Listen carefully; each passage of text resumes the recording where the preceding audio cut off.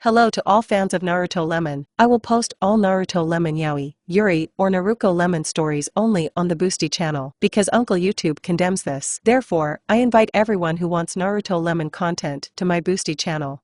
Good luck. お前はどこまで見えている。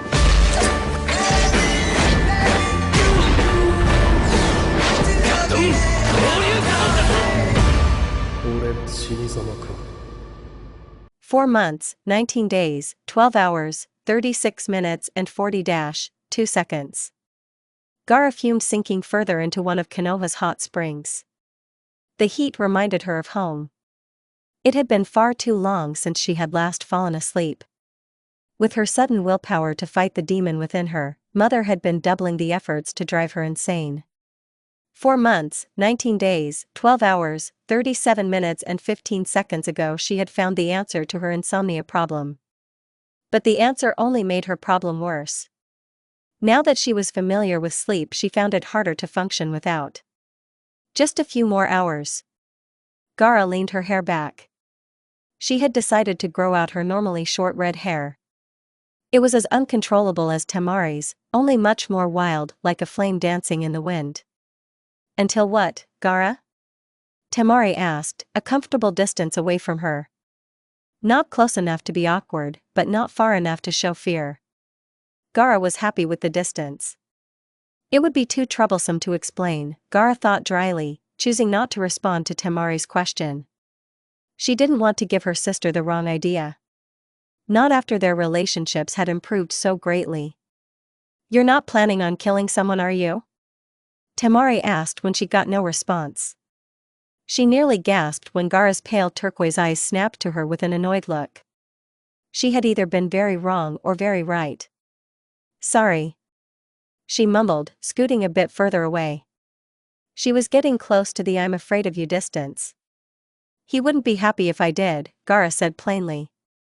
She didn't want her sister to move any further away. She wasn't entirely certain if the burn on her cheeks was from the bath. She brought a hand up to forehead, the place where he touched her still burned a hot pleasant heat whenever he came to mind. Temari leaned in closer, her face bright. As Gaara had gotten closer to Temari, it became apparent that the blonde was a gossip, second only to their brother. Gaara returned Temari's mirthful look with one of disdain. It's one of the leaf ninja, isn't it? Temari was for once unaffected by Gaara's glare. Gaara was re-evaluating the distance she wanted her sister to be from her at this moment. A couple miles would probably be a good start. Let me guess. Temari was fanning her hands as a way of telling Gaara not to speak. Not that the thought had crossed her mind. It's the green one, right, Rock Lee? Gaara briefly considered whether it was illegal to murder a sand ninja in Konoha. It was at the very least frowned upon. Sasuke? Temari asked, a smirk on her face. They had just failed a mission to aid Konoha in the retrieval of Sasuke Uchiha. Gaara rolled her eyes. I'm done, she said curtly, quickly rising out of the waters. This was mostly pleasant. She offered her sister. While the idea to stay in Konoha had been Gaara's idea. The hot spring trip was due to Temari's persistence. It's Naruto, isn't it? It wasn't a question. It was a statement. Gaara was glad she was already past her sister. Her cheeks were burning. However, the spot where he touched her burnt twice as hot. The slightest smile formed on her face. She would be able to sleep soon. Naruto Uzumaki. Flashback, 4 months, 19 days, 19 hours, 43 minutes ago. Mother wanted blood. A tribute was needed, a tribute left half given.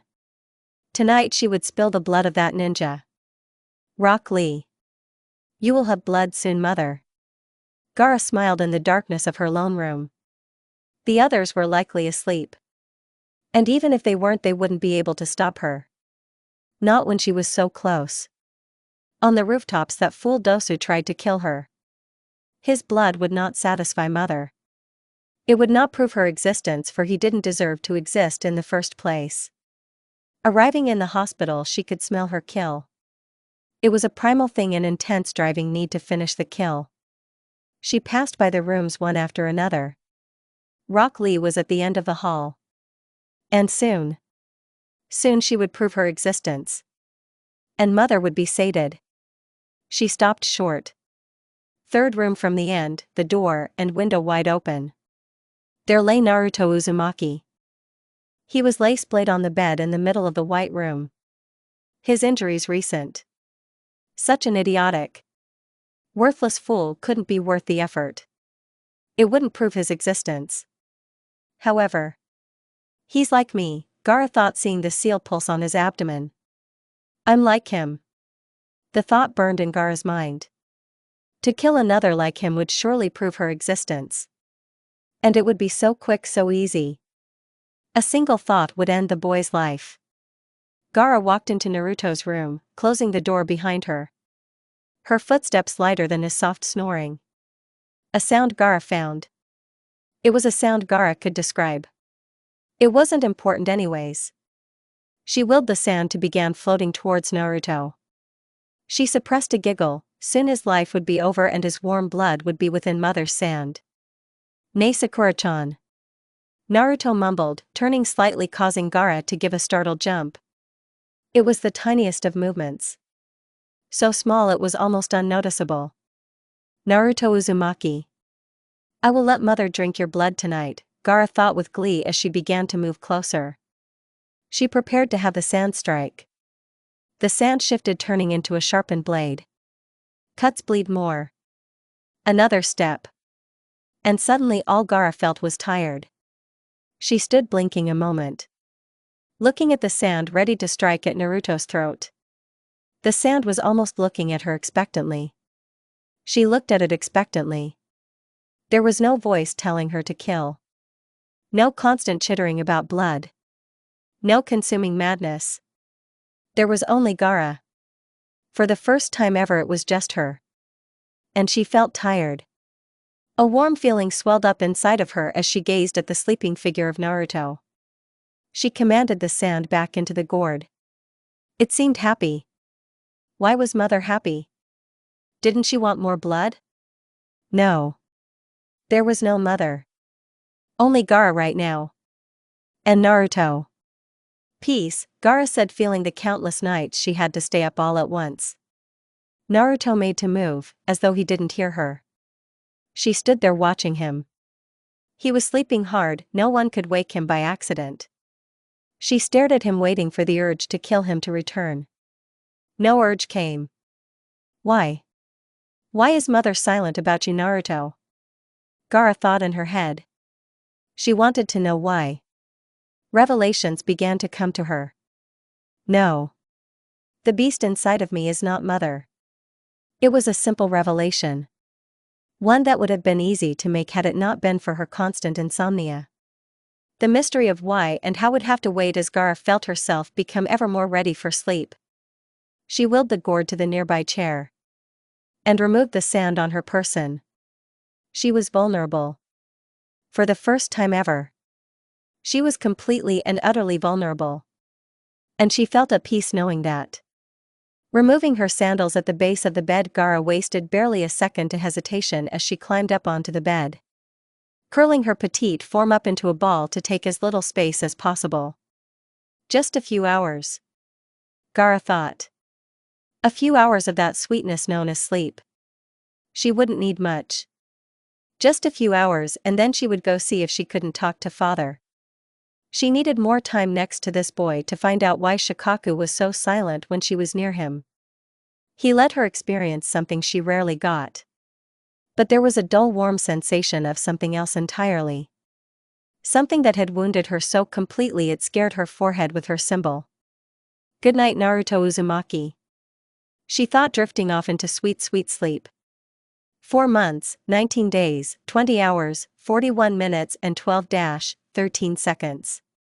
It was dark now. Gaara couldn't help but smile. While her control over its cravings was great. She craved to be free from having to constantly fight for control. Naruto had given her control twice now. He could beat the thoughts of the demon while it was contained within her. And when the demon was in control, he could beat that too. She was once a slave to Shikaku. But Naruto had freed her of those bonds. By simply being Naruto Uzumaki. The name brought a smile to her face as she leapt into the warm night air of Konoha. Your existence is so great I no longer need to prove mine. So she wasn't entirely sane. As she jumped rooftop to rooftop towards the hospital, she began to wonder. Had she traded one master for another? True, she no longer needed blood to feed mother. But now she was crippled by sleep. She could feel its need greater now more than ever. A sleep that only Naruto could safely give her. A small part of her also knew that she wanted to be close to him for more than just that reason. But the pragmatic Gaara's only goal was sleep. That sweet sleep only Naruto Uzumaki could provide. She found that she enjoyed saying his full name. Saying it somehow made him feel more real to her. More important to her. Before, when she said the full name of those she wanted to kill as a way to measure their existence. With Naruto Uzumaki, it was a way to feel his existence.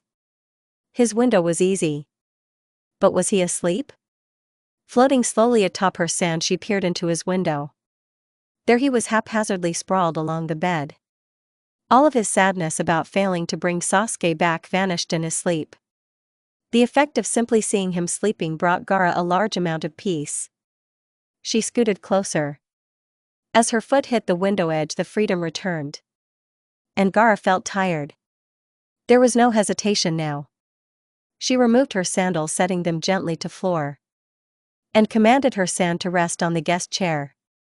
This was as close to giddy as Gaara had ever felt. She curled up on his bed once again. Sleep was coming quicker now. She was facing him this time. She thought she was in control now. That she was the one dictating her actions. So why was her arm moving up to brush Naruto's cheek? Sleep well, Naruto, Gaara whispered, smiling. Ramen. Naruto replied in his sleep. Tsunade frowned. Largely because it was early in the morning and she was not a morning person. And Shizune was not supposed to arrive and help her for another hour or so. She needed more of a morning person to help her. She needed to check on the patients of the Sasuke retrieval team. Many of them were stable but still in critical state. Entering the yard, she saw a young pink-haired girl standing in front of the door looking eager. Tsunade-sama. Sakura chirped happily. Ah, Sakura. Here to visit Naruto? Tsunade asked. She paused when she looked the girl in the eyes. No, she wants something else. Tsunade thought, smiling. Yes. Sakura said meekly before her steel showed itself. But I also want you to teach me. Alright, you start today. Grab a clipboard and follow me while I check on some patients. Tsunade waved her hand and Sakura quickly fell into step. After a brief overview of her expectations for the day, they went on Tsunade's rounds. First stop, Naruto Uzumaki. Largely because of dual bias of both women. Sliding open the door, the two were instantly confused by the sight before them. Naruto was lying in his bed snoring quietly, a bit of drool around his mouth. He looked incredibly happy and peaceful. With his arms wrapped around the small redhead Gaara. Their legs were entangled and the covers were discarded haphazardly around them. A redhead. Tsunade mumbled. And a foreign Jinchuriki pinching the bridge of her nose. Tsunade began to wonder if it was a genetic thing. That's kind of cute. Sakura said, a slight blush on her face. Should I write that down?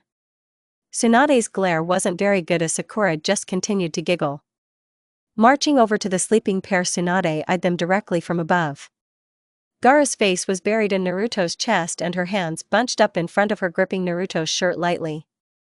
A few tear marks on the shirt and Gaara's face indicated that she had cried during her sleep. But the soft, tender smile on her face showed that she was enjoying herself. Tap. Tap. Tap. Gaara was awakened by the sudden tapping on her temple. Her teal eyes shot open. She was staring at Naruto's shirt. She felt his breath on the top of her head. His arms around her. Their legs entangled. She shot her eyes towards the ceiling, seeing the half-smirk half-frowning blonde Hokage she had been briefly introduced to yesterday. Fear overcame her as she attempted to remove herself from Naruto's arms. She didn't want to leave. And he didn't either. A gasp escaped from her as Naruto pulled her in tighter, placing her head under his chin. "I see Naruto's a cuddler," Tsunade said, smirking as she made a move to help the poor trapped girl. Carefully removing Naruto's arms from Gaara, the Hokage greeted enough of an opening for Gaara to squeeze out. Sakura and Tsunade watched with a bemused look on their face as Gaara attempted to quickly put on her sandals, her sand gourd floating into place as she stood. "I must be going," she said in her usually rough voice. On normal people her voice might have been able to intimidate them. But her beet red face made any intimidation tactics fall flat. She made it to the door, sliding past that pink-haired girl. "Sakura." Sakura smiled at her. It was a knowing smile. Gaara attempted to glare at her. The glare was something that Gaara had a small amount of pride in. While it was a natural development, it had proven incredibly useful to get what she wanted. On all but the strongest and most fearsome ninja, the glare might have had some effect. But this was Sakura. Sakura, the foolish pink-haired girl that had stared her down as she was attempting to kill Sasuke. Even with her demonic-induced madness, Sakura didn't back down. And now, blushing and as far from Shikaku as she had ever been, Gaara didn't have any hope of staring down the girliest girl in Konoha. It was humbling. I should kill her. That thought wasn't from Shikaku. No, that was a Gaara thought. One that caused her to pause. She quickly tried to remove the thought from her mind. Naruto cared for Sakura, if him mumbling her name in his sleep was any indication. Another reason to kill her. Gaara's left eye twitched as that thought passed through her head. She attempted to leave quicker. A firm grasp on her head forced Gaara to stand still. Her sand wasn't responding. A side effect of being so close to Naruto? That was not good. But she did feel rested. "Where do you think you're going?" Tsunade said. Gaara had another thought as her face turned crimson once more. She was caught. She should just kill everyone. It was better than this embarrassment. "Suna," Gaara offered weakly as she attempted to step away, only to find her feet weren't touching the ground anymore. "Explain why you were cuddling up against Naruto." The Hokage's voice was hard and firm. There was no room to argue. The only way she was getting out of this was to explain. "Sleep," Gaara said, and found that her feet once again touching the floor. She hated being so small. Gaara turned to face Tsunade and stared into her scowling face and dancing brown eyes. "My demon." She looked at Sakura. "Shikaku doesn't let me sleep. And what does Naruto have to do with that?" Tsunade rose a golden at the girl while Sakura looked to be lost in memories. Perhaps of her lost comrade Sasuke. During the Chunin exams. "Shikaku wanted me to kill Naruto." She waited for retaliation or gasps. Neither happened. "I tried to. But when I approached him I couldn't hear Shikaku anymore. I was myself. I could sleep without fear next to Naruto." Gaara didn't dare look them in the eyes. She heard Sakura giggle. Kakashi always did say Naruto slept hard enough for two. Sakura said, suppressing her laughter.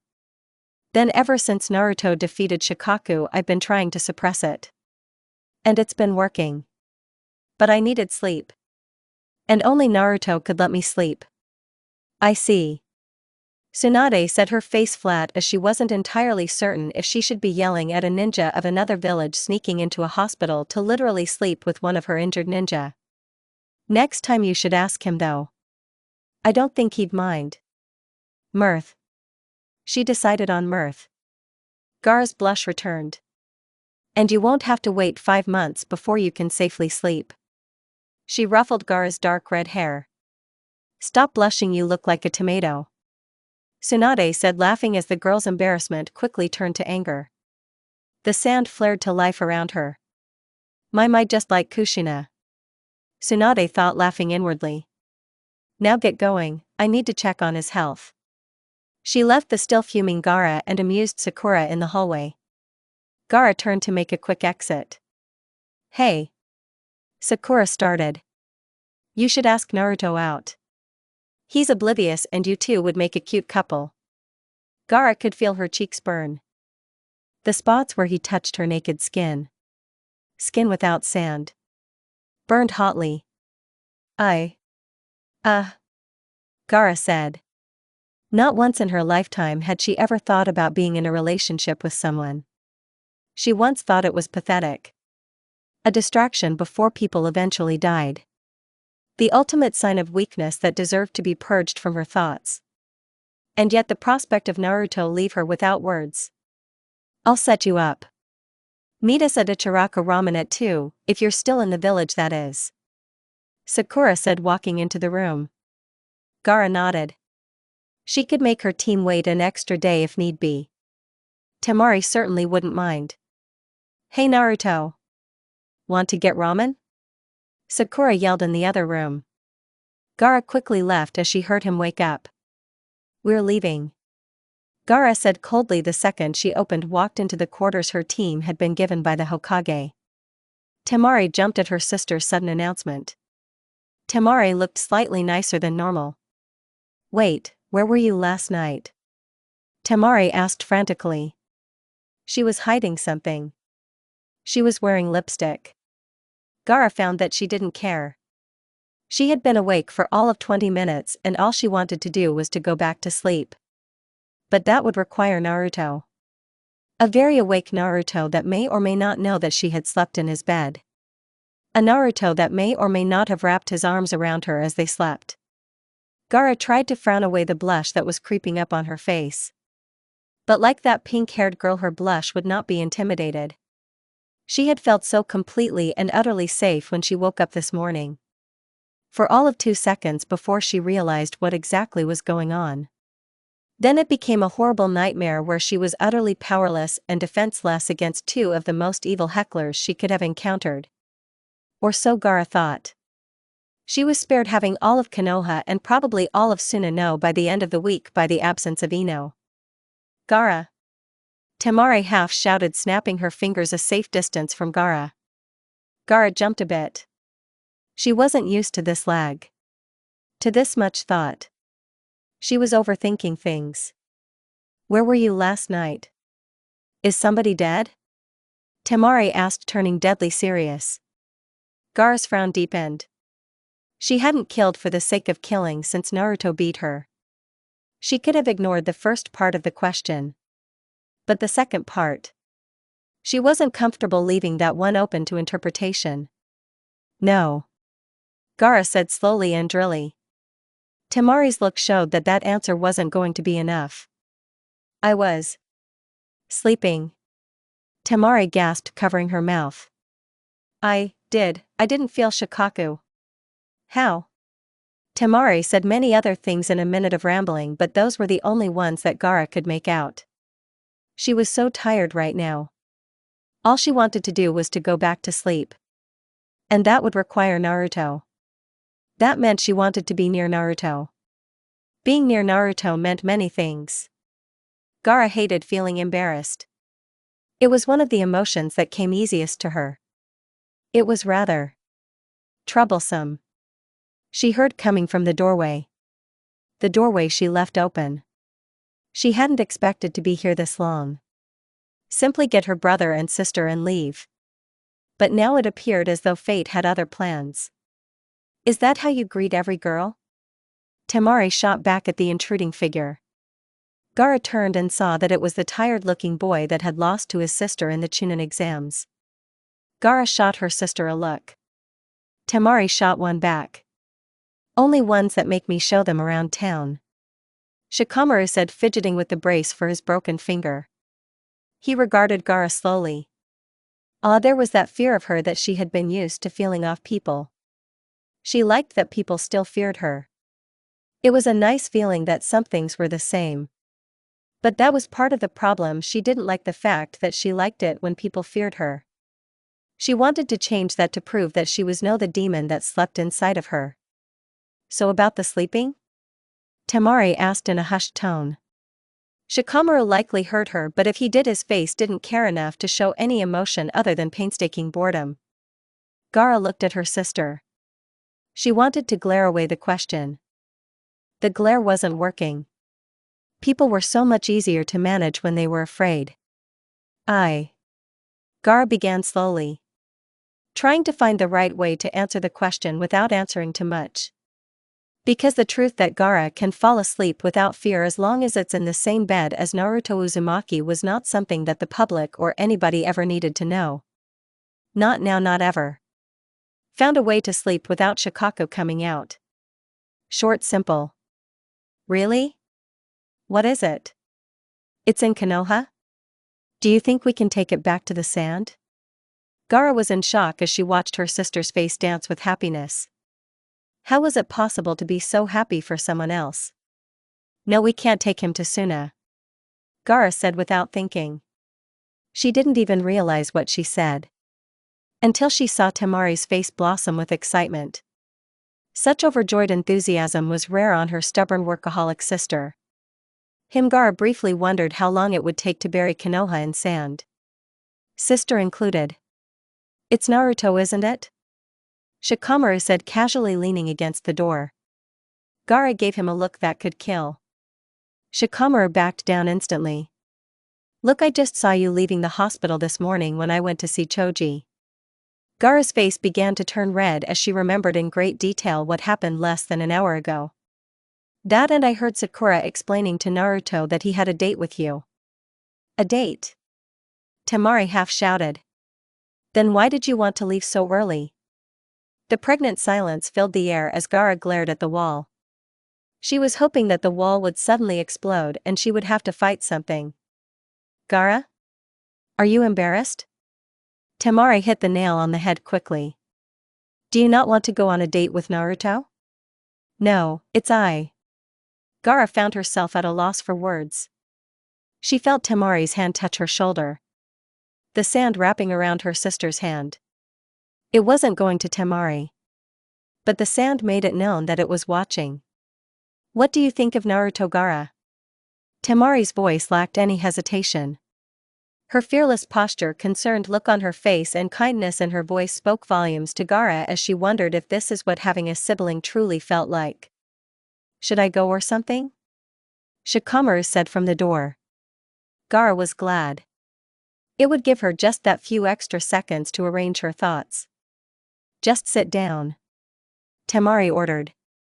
Shikamaru slouched down in the doorway with a light thump as he took a sitting position in the middle of the door. Temari's scowl at him was a temporary thing as she looked back at Gaara. Temari tightened the grip. Naruto is like me, Gaara said, bringing a free hand to her stomach. To the seal Temari knew. He grew up alone. He grew up being feared and hated. Like me. Gaara sighed deeply, remembering the fearful looks the villagers of the sand gave her. But he didn't give in to the darkness. He's too bright. Too happy. The rug on the ground was really very interesting. He showed me that it's not too late. That I could be myself. And the sleeping? Temari probed. I don't know. Gaara said, still learning every fiber of the rug on the ground. I discovered it when I went to kill him. She waited for the gasps. The shock. They knew her too well. Back at the Chunin exams. I was going to kill him. It wanted me to. She explained, clenching her fists at the thought of what she used to be. But I couldn't do it. Gaara admitted. I tried to, but when I got close to him I couldn't. I couldn't hear its voice anymore. There was no need to kill, no thirst for blood. For the first time ever I was alone. Gaara's fist trembled slightly. Except for him. He was there and I felt so tired. So that was when you wanted to talk to father? Temari asked, raising an eyebrow. Gaara nodded. Gaara's thoughts exactly. I feel like I don't have to worry when I'm around him. Gaara said finally. Like I'm safe and that he'll do what he can to make me happy. That's Naruto for you. He may be a pain in the ass, but he hates seeing other people suffer. Shikamaru said from the doorframe. Temari glared at him. Look, Gaara. Temari said flatly. I think that if you're able to sleep and not have to worry when you're near Naruto, then that's something you should hold on to. But you should do what you want to do, okay? Do what I want to do. Gaara repeated back as Temari's hand left her shoulder. Gaara pondered those words as Temari left with Shikamaru. I want to sleep, Gaara said flatly, eyeing the clock. And much to her distress, sleep would require Naruto. It would be so much easier if he knew about it. She wouldn't have to sneak into his room. He might even make a trip to Suna to give her some sleep. Suna, her home. The council was already talking about making her Kazekage. It had been her family's duty for generations now. They weren't called of the desert for nothing. The sudden death of their father left Suna without a proper heir. Temari was strong, for a genin, and smart. Kankuro was strong as well. But they both lacked the willingness to be Kazekage.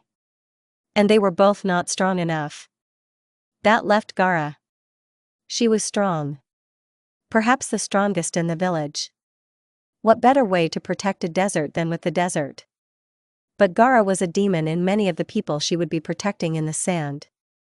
Gaara wanted to change that. She didn't want to be a demon anymore. She wanted to prove herself to the village. As the Kazekage. Maybe she could get Naruto through some political marriage? That thought caused Gaara to turn bright red as she sat alone. Allowing herself to calm down, Gaara sighed. I should talk to Naruto, she mumbled to herself. Her own thoughts were becoming strange. Shikaku was raving at her to stay away from Naruto. That only strengthened her resolve to seek Konoha's container of the Kyuubi. A quick, rapid, and loud knock came from the door. Gaara blinked. Ninja knock? Enter. Her voice held more venom than she intended.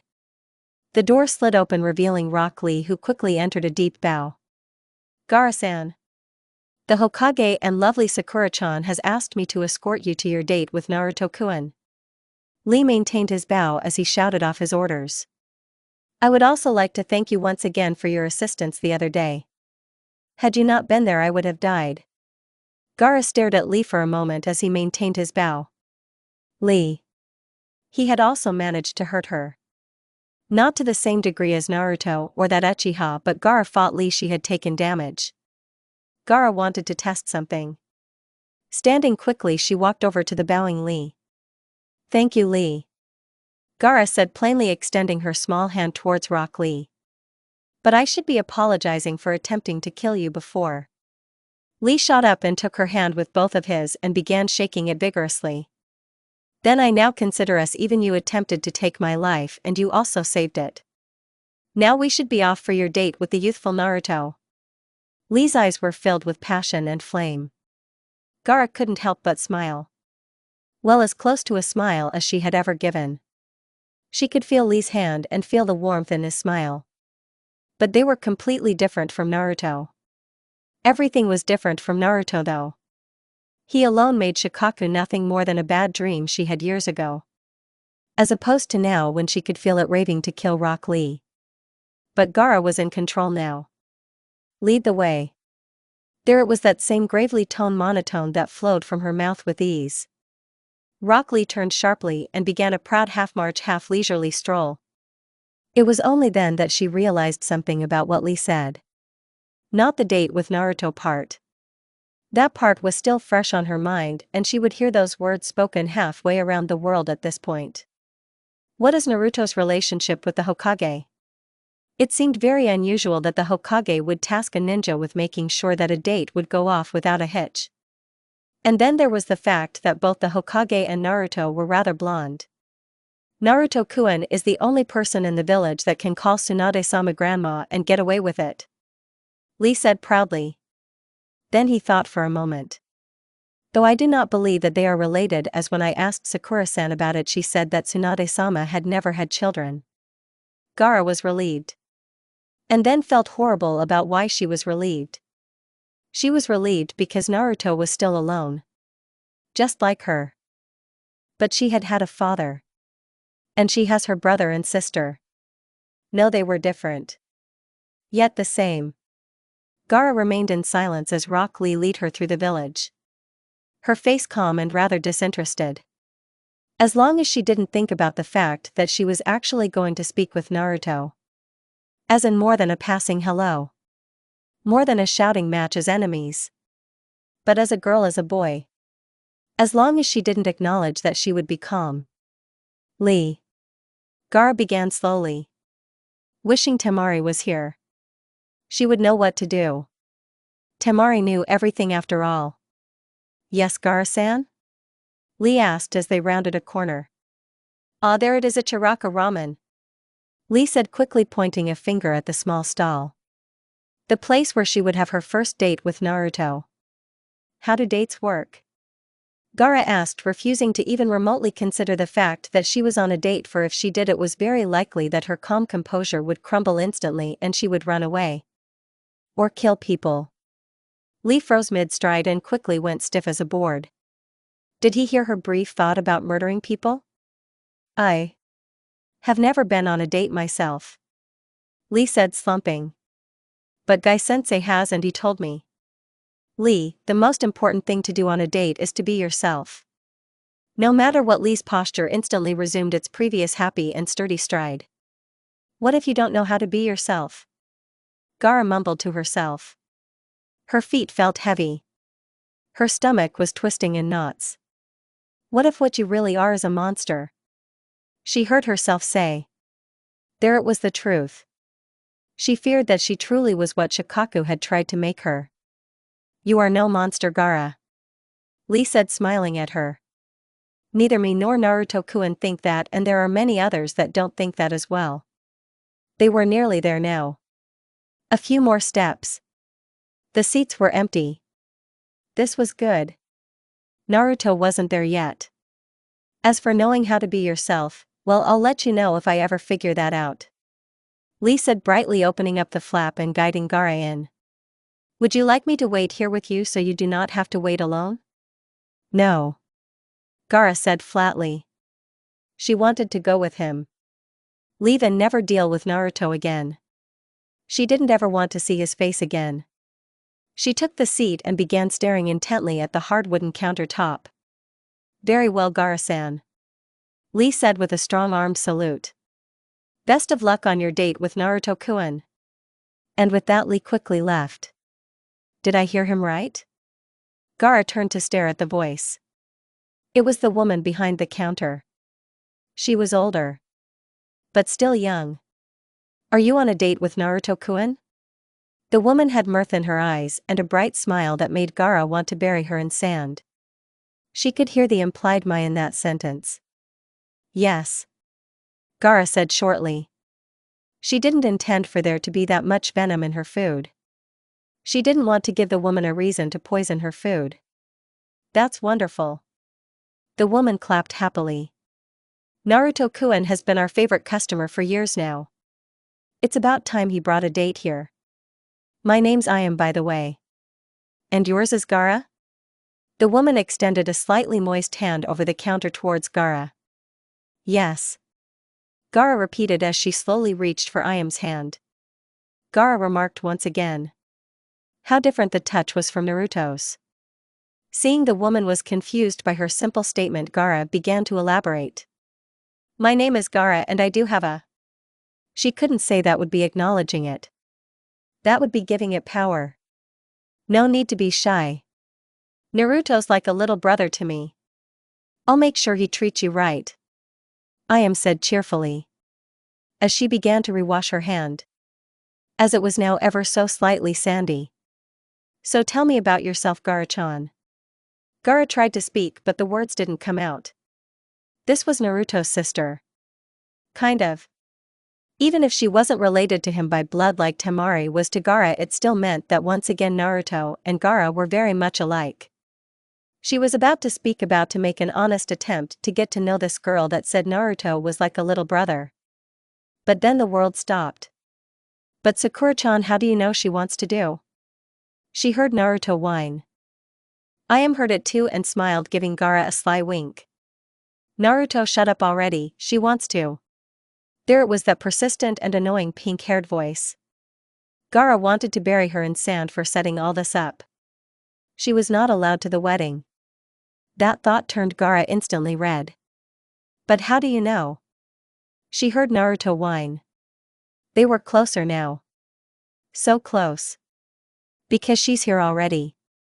Now get in there and remember what I told you. Naruto was half pushed in through the flaps. Don't screw this up, idiot. Gaara didn't even hear that. All she could hear was the sight of Naruto. He was standing there in from her. He looked exactly how he normally did. But gone was his jacket. Instead he wore a simple shirt dictating his loyalty to Konoha. His headband was replaced by a set of bandages. She had a feeling those were there mostly to annoy him, as he didn't have any head damage last night. Last night. The thought made Gaara blush. Did he know what she did? What he did? Did they tell him? If they did, Gaara would have to kill them, Hokage or not. Hi Gaara-chan. Naruto said with a heavy blush on his face as he took the seat next to her. Compliment her. She heard Naruto say quietly to himself. She was staring hard at him. She was listening hard at him.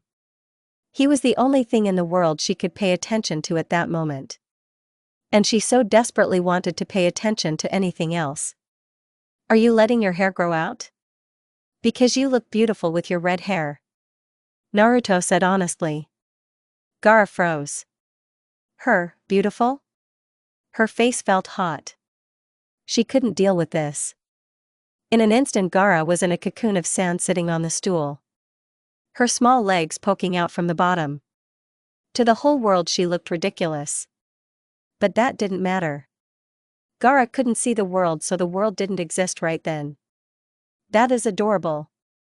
I am, slowly squealed in delight. She looked at the terrified Naruto, who looked like he was about to have a heart attack. What did I do? Naruto asked frantically, looking back and forth between Iam and the Gaara egg. Nothing bad. Iam was smiling as brightly as Naruto did. You just made her really happy is all. And probably equally embarrassed. Iam looked half tempted to tap on the Gaara egg with her ladle. Naruto said slowly as began to calm down himself. His face felt really not right then, and he was probably blushing. Gaara-chan, are you okay? The egg was silent. Then a small part of it crumbled away. Naruto couldn't see inside of it because it was so dark. But he did try. Can you say that again? Gaara's voice was like a pebble rolling down a silk curtain. Naruto blinked at the hole in the egg.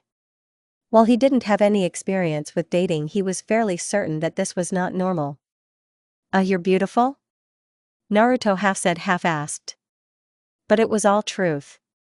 It wasn't something he had ever considered before in Gaara. Before, she was a bloodthirsty maniac. But now, after seeing her again. And seeing her personality change. And last night.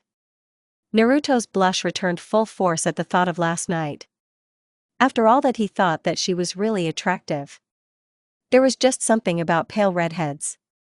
Like he was genetically attracted to them or something. That, and he didn't want either of them to be alone. And what better way to not be alone than together? I see. Gaara's monotone voice echoed from inside the sand egg. There was a small silence before the hole resealed itself. What should I do, Iam? Naruto asked in a panic. About the egg or her? Iam asked with a smile. She was happy it was slow at the moment so that she could continue to watch this. Both? Naruto offered. He was completely clueless. I mean, I can probably break the egg with the Rasengan, but that seems violent. Naruto half boasted. Just stay calm and she'll come out on her own. She showed up, so she clearly wants to spend time with you. Iam said, smiling. She then looked at the egg. Small finger-width lines began to appear on it. Oh hey, she's writing something. Tucci said, smiling. He'd been listening to the whole conversation for a while now. He was very happy Naruto chose his stand to be the place for his first date. Just like the time Kushina dragged Minato here when I first opened, Tucci thought happily. Minus the sand, that is. He found himself chuckling as he prepared his special super secret love forever noodles. There wasn't anything special about them. No simple ingredients. Just simply noodles that were stretched into circles. And then cut. Just a small difference in how they were made. And the fact that Tucci believed they were special. He had given Kushina and Minato the same noodles. So he had a bit of faith. What's it say, what's it say? Naruto asked excitedly, bouncing on his seat. I smiled as she leaned in close to read the words. Let's see. It says, you look good as well, Naruto, this is just too cute. I half squealed. Naruto smiled and blushed. Hee thanks. Naruto said the Gaara egg. But can you come out now? The egg was silent. And then the sand fell. Gaara's face was once again the emotionless mask the world was accustomed to her wearing. Her body language was cool and calm. She believed that she would be able to maintain this composure for the entire date. But with the way her heart was going, she knew it was going to last. Maybe she'd have a heart attack before things got much worse. So what'll you two lovebirds have? That composure didn't last long at all. Perhaps if I knew that she was teasing two of the most powerful shinobi in the future, she might not be teasing them as much. Then again, she probably would. Gaara shifted her gaze to Naruto. The blush on his face brought her no small amount of relief. She wasn't going to suffer alone. She was going to cling on to Naruto and drag her down the hellish emotion of embarrassment so that she wouldn't suffer alone. Order for me, she commanded Naruto.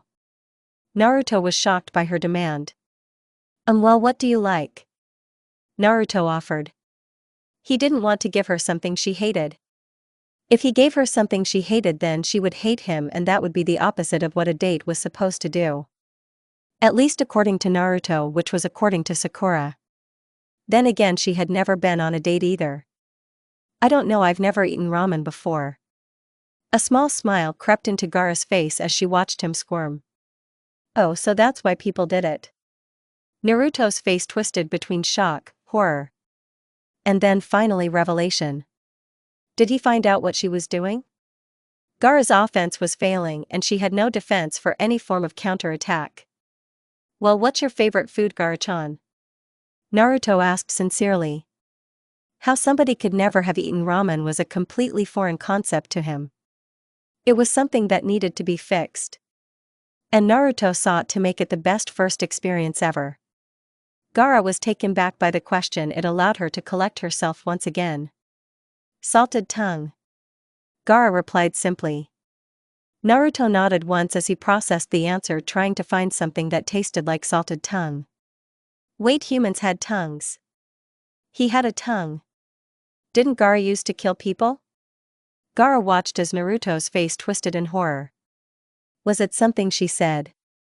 What was he suddenly realizing, that he didn't want to be here with her? And then she realized what it sounded like. Cow, tongue.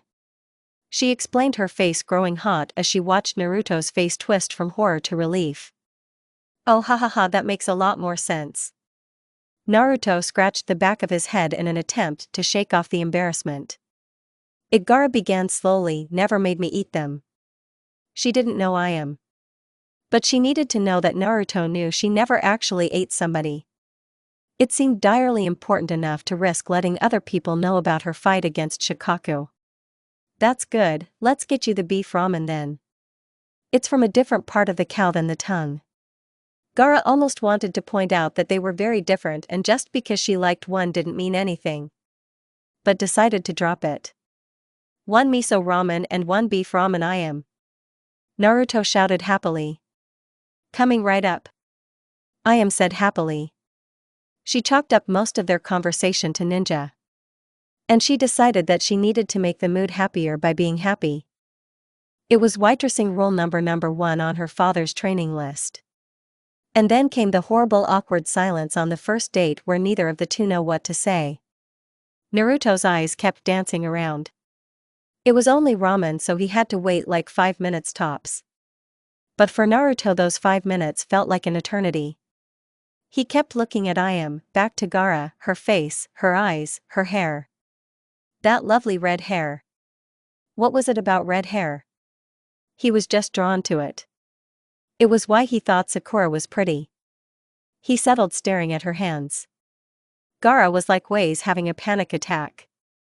She paid infinitely close attention to the grain on the counter.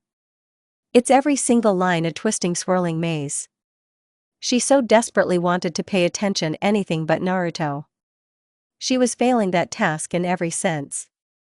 He saw his eyes dart around the room. Did he think Ayam was pretty?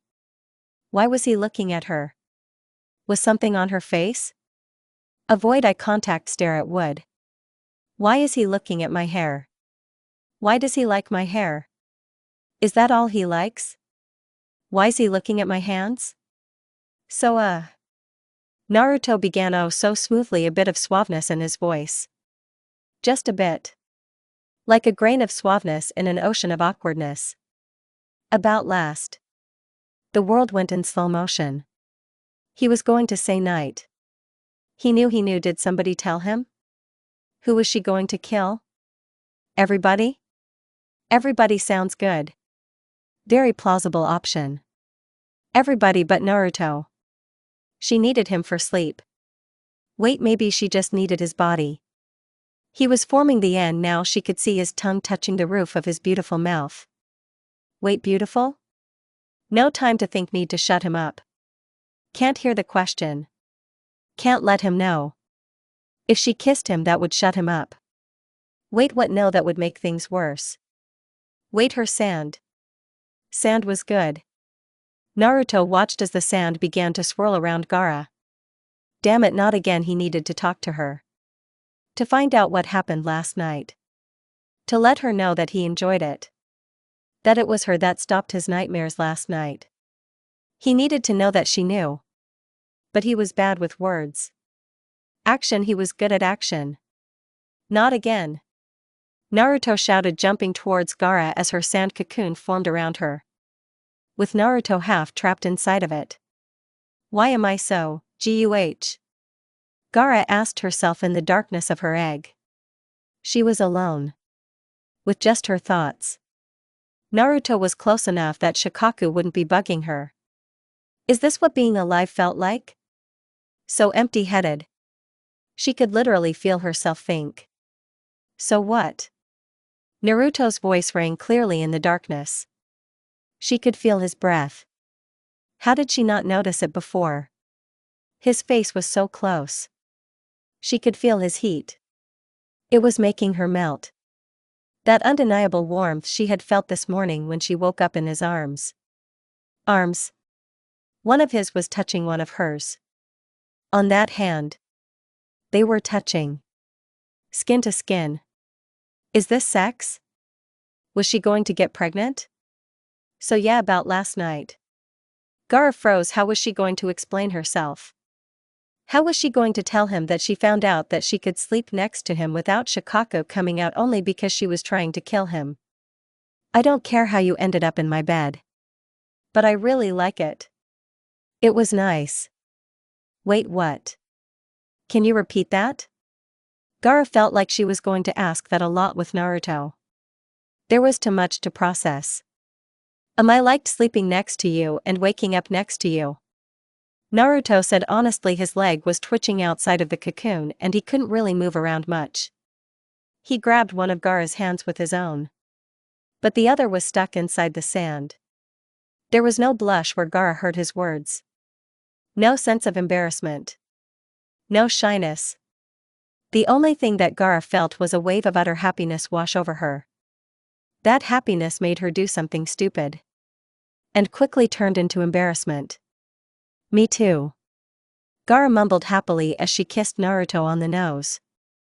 Naruto's world went blank as he felt the rough chapped lips of Gaara surround the tip of his nose oh so briefly. His first kiss. His first real kiss.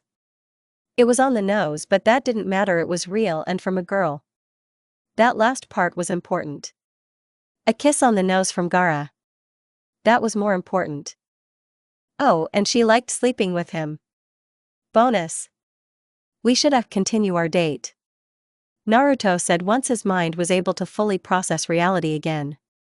And suddenly he was falling to the ground. But the sand caught him and gently guided him to the floor. He stood up quickly and saw Gaara staring at her bowl of ramen. He saw his own. Thanks for the meal. Naruto shouted enthusiastically as he split the chopsticks. Thanks for the meal. Gaara repeated and mirrored Naruto's splitting of the chopsticks. She saw him happily slurp up some noodles. She'd never eaten ramen before. Or any other kind of soup. She quickly found out that beef ramen was awesome. The thin slices of beef mixed well with the veggies and broth. She ate one of those first. With a satisfying slurp. A bit of the juices slapped up into her face. She eeped in surprise. She quickly looked to see Naruto smiling at her, having paused from his own meal. An act that seemed to amaze Ayam. Is it good? Naruto asked hopefully. Gaara simply nodded and decided that actions spoke louder than words. She began slurping up moderate portions of noodles. She tried everything in the dish one at a time. And then she got to a weird star with a pink swirl in the center of it. It looked like a cookie kinda but had the texture of the egg. It was spongy. Timidly she took a bite out of it. Ow, she heard Naruto say as soon as she bit down. She quickly turned her head towards him. Was he hurt? Did somebody hurt him? Was she going to have to bury somebody? Then she saw him smiling at her. She felt her blush returning. He was pulling a joke on her. Ow? Gaara asked as she finished her bite of the weird thing. It was quite tasty. You bit me.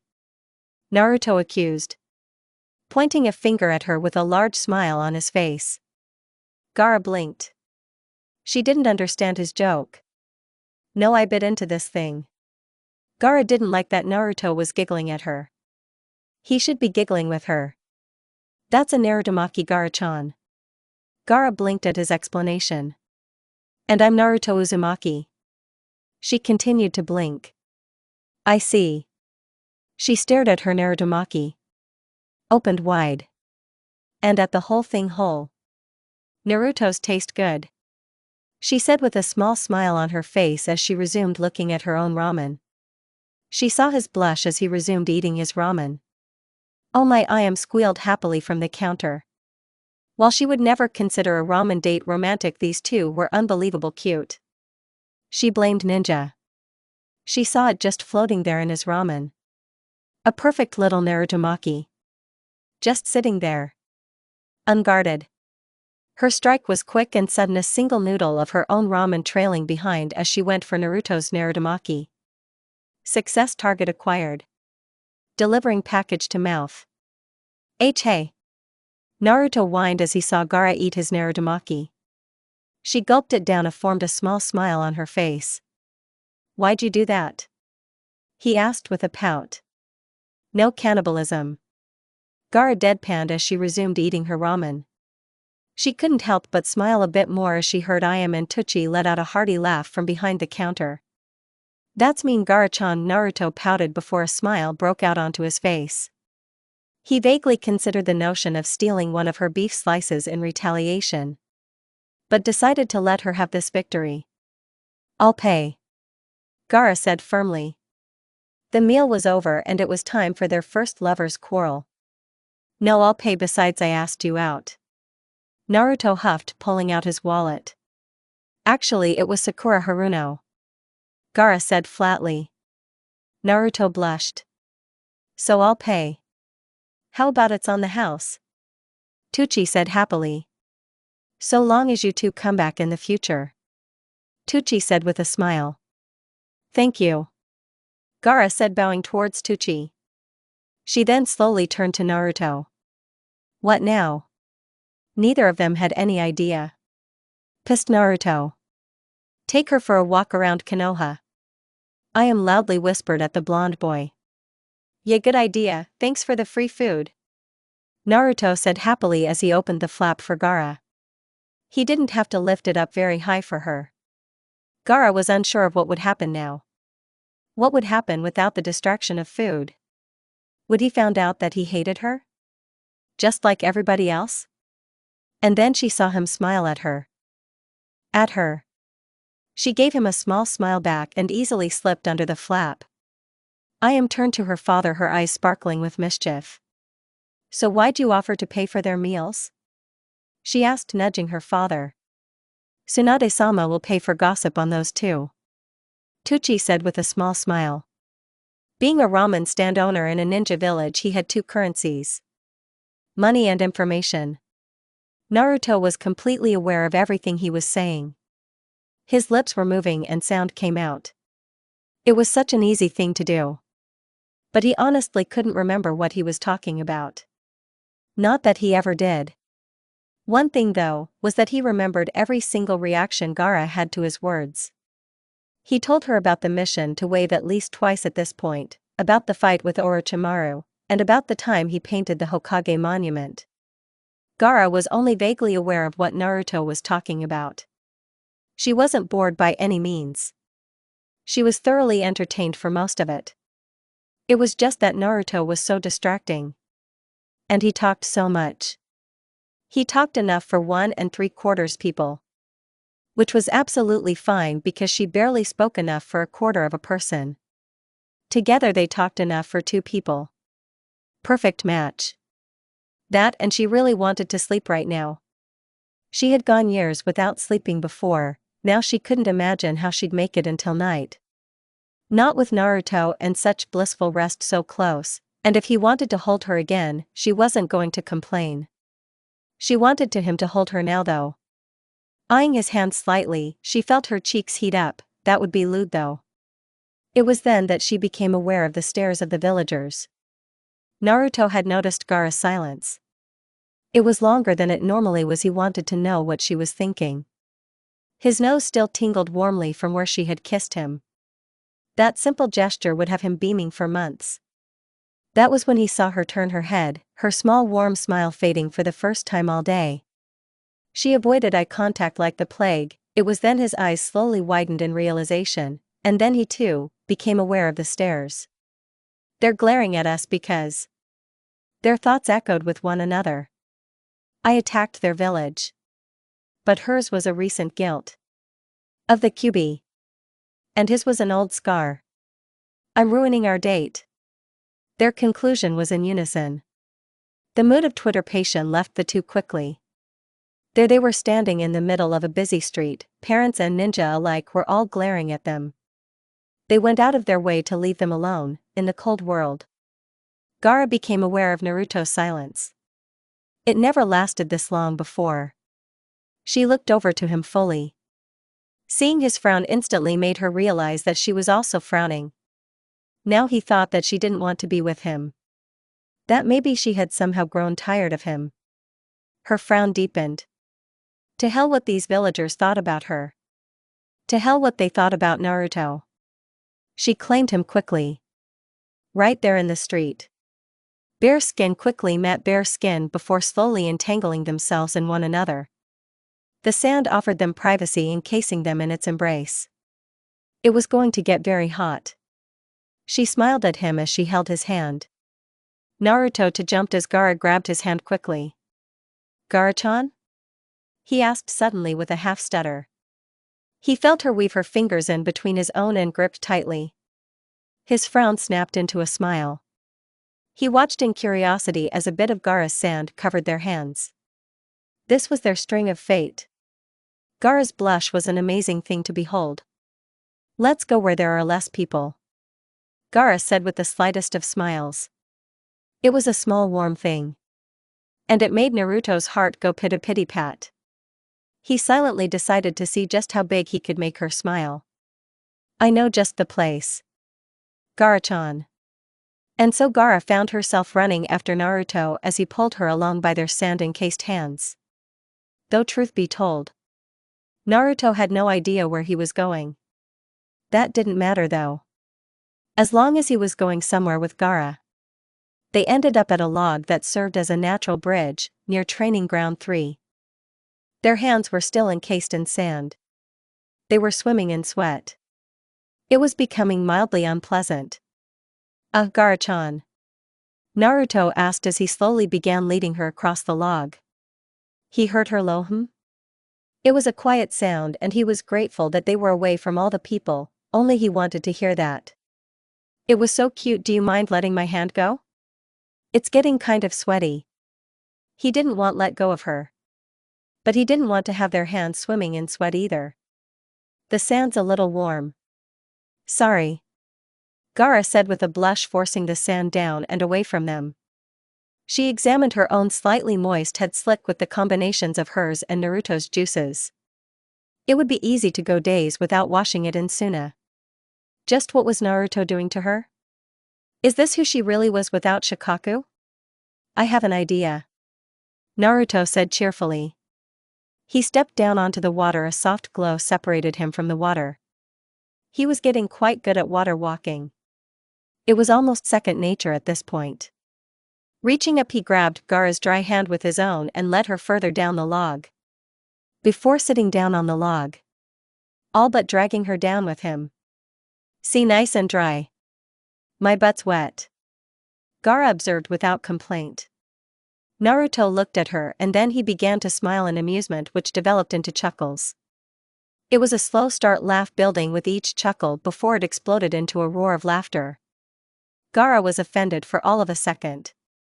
Worried she said something odd for two, she then realized what she had said. Before she smiled and began joining him in his laughter. It was infectious, a bubbling disease that killed sadness and brought people together. Gaara vaguely wondered why nobody had ever tried to conquer the world with such laughter. It surely wouldn't be too hard, or at least much easier than force. Naruto's laughter slowed as he heard Gaara's laughter.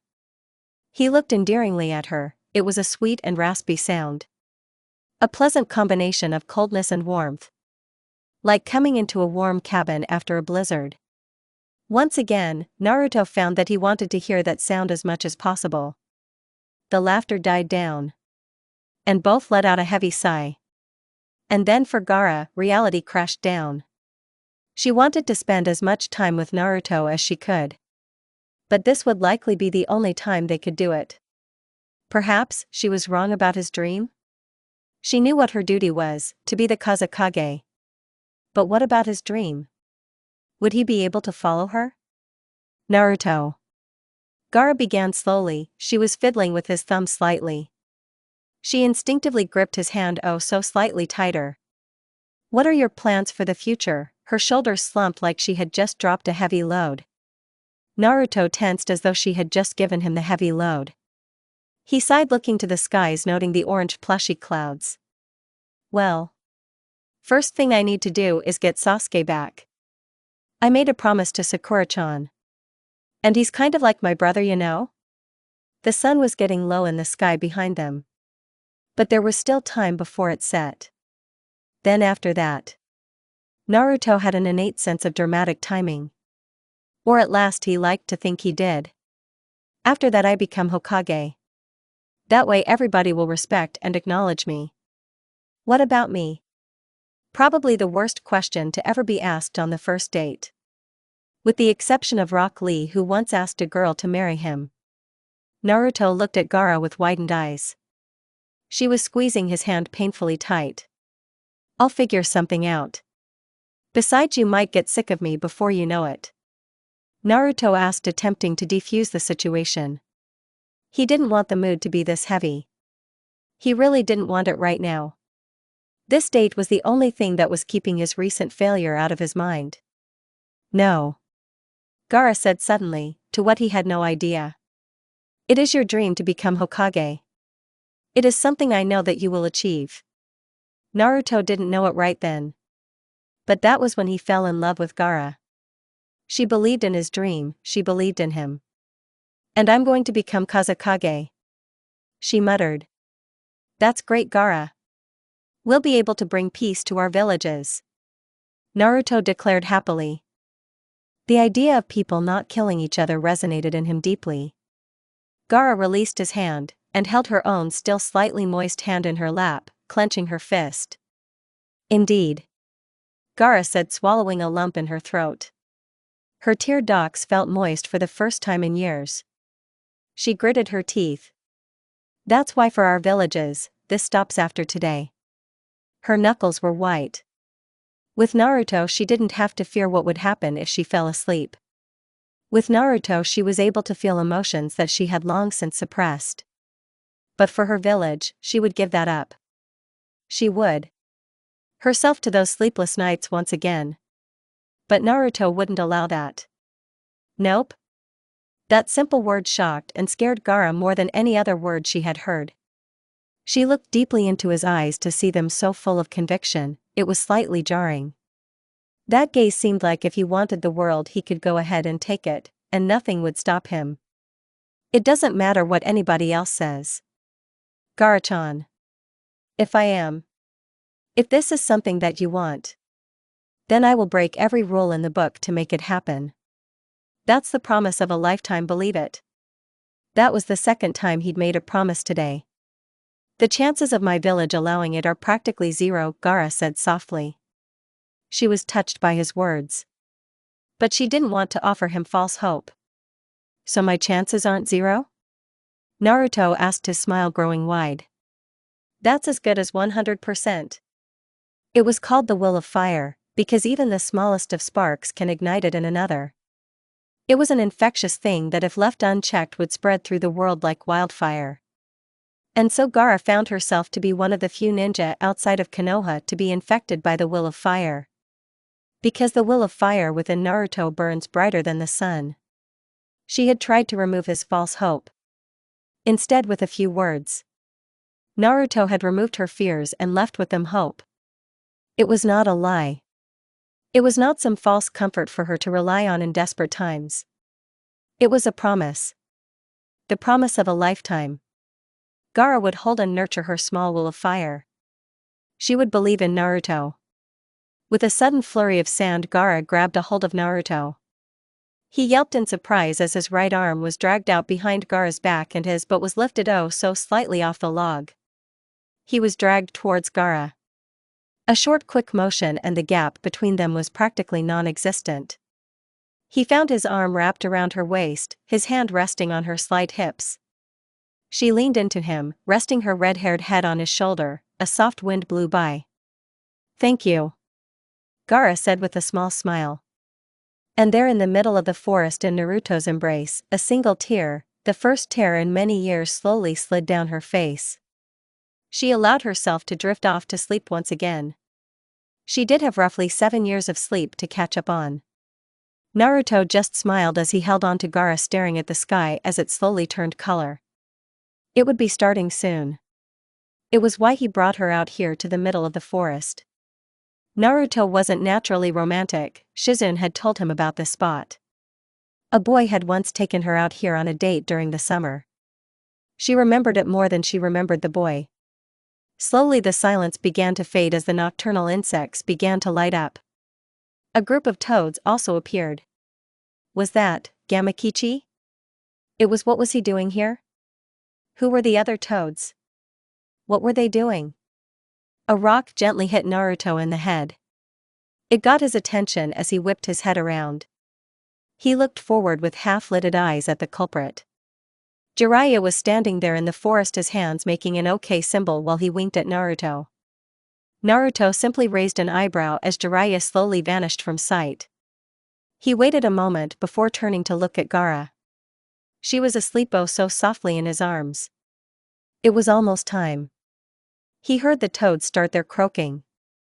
It was rough at first, but then quickly took on a more melodic sound while being complemented by the sounds of 1,000 insects chirping.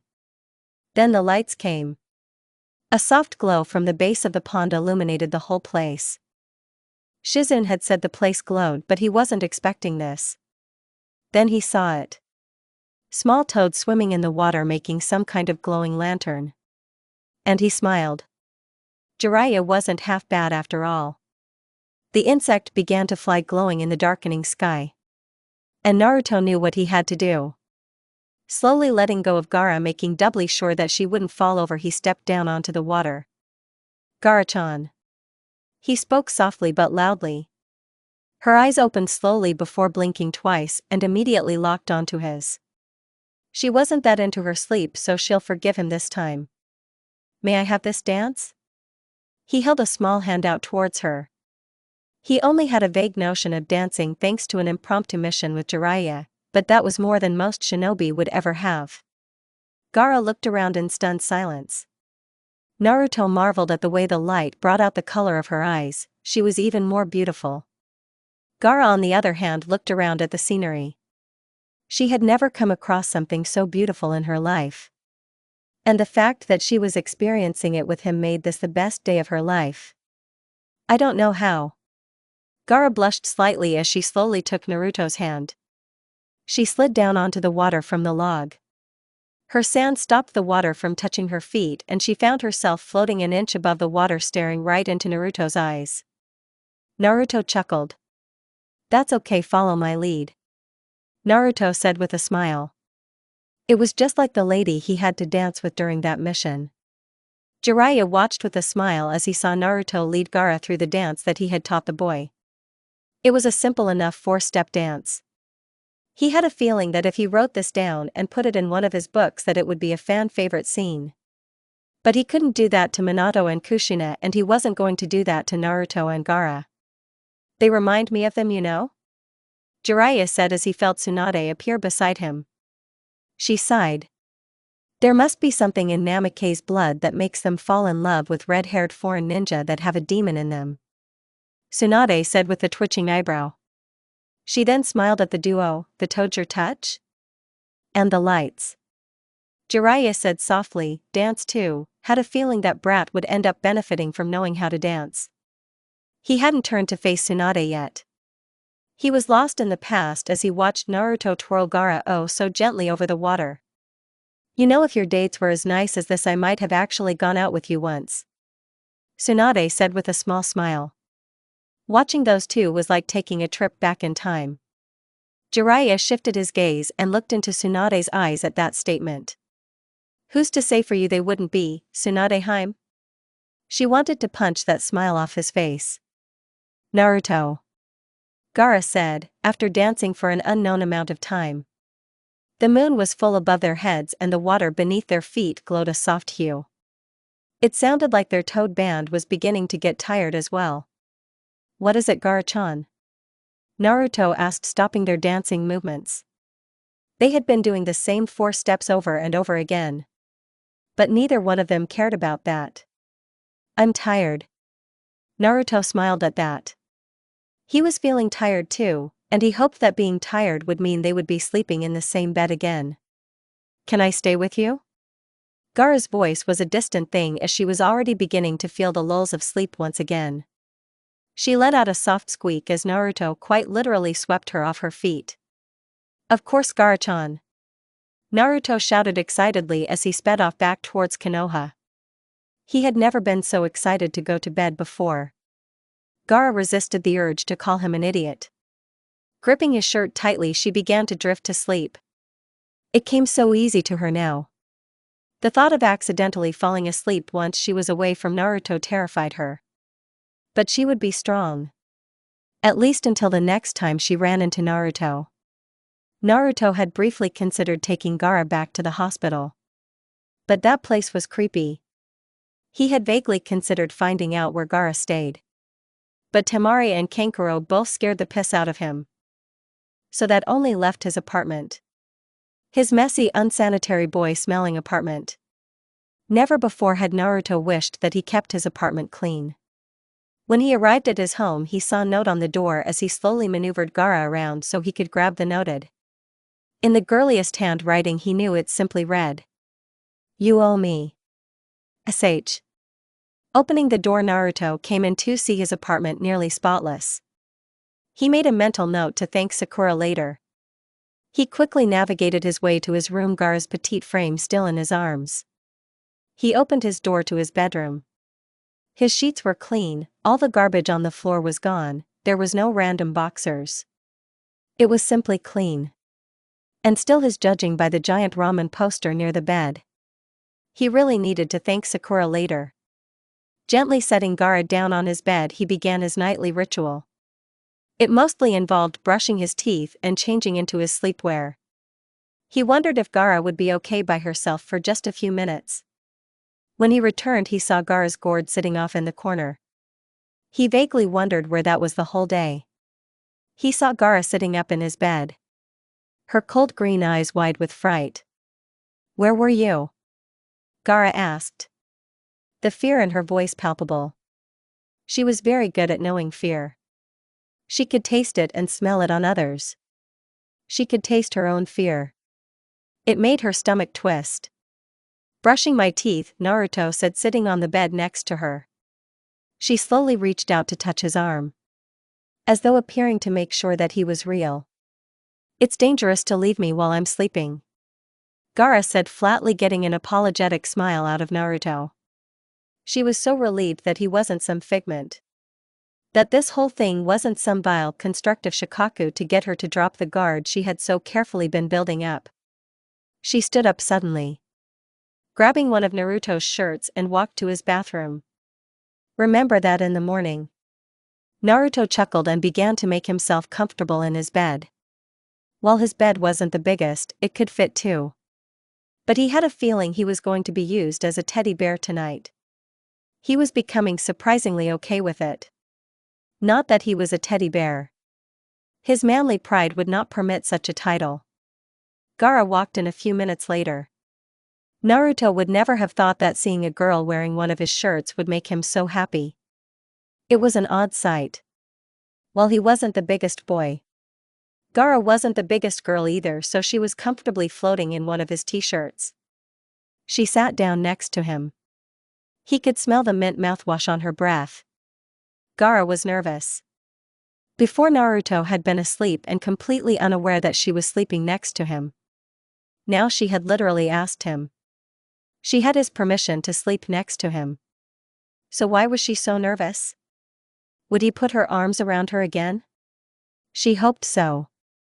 Though she only got to enjoy it for the briefest of moments before that blonde Hokage forced them apart. "You think too much," Naruto said, slowly pulling her down next to him. Gaara could only blush as she got her wish with the arms. She quickly found her face buried in Naruto's chest, her bare legs tangled with his pajamaed legs. She wiggled her arms around Naruto's torso and hugged him tight as he draped his arm around her. "Good night, Gaara-chan." "Good night, Naruto." Sleep took them both within moments, the world going to a peaceful sleep, finally giving solace to two lost souls. "Okay, Gaara, what gives?" Kankuro finally asked. They had left Konoha 2 hours ago. And Gaara kept looking down at an orange-wrapped cloth and was smiling, legitimately smiling. Quite frankly, it was creeping Kankuro out. This was because from his memories, whenever Gaara smiled or showed any pleasing emotion for that matter, bodies piled up. "Why do you keep smiling, and what are you holding?" Gaara blinked at her older brother, her face becoming a stoic mask rather quickly. She squeezed the orange parcel that she had been given by Naruto.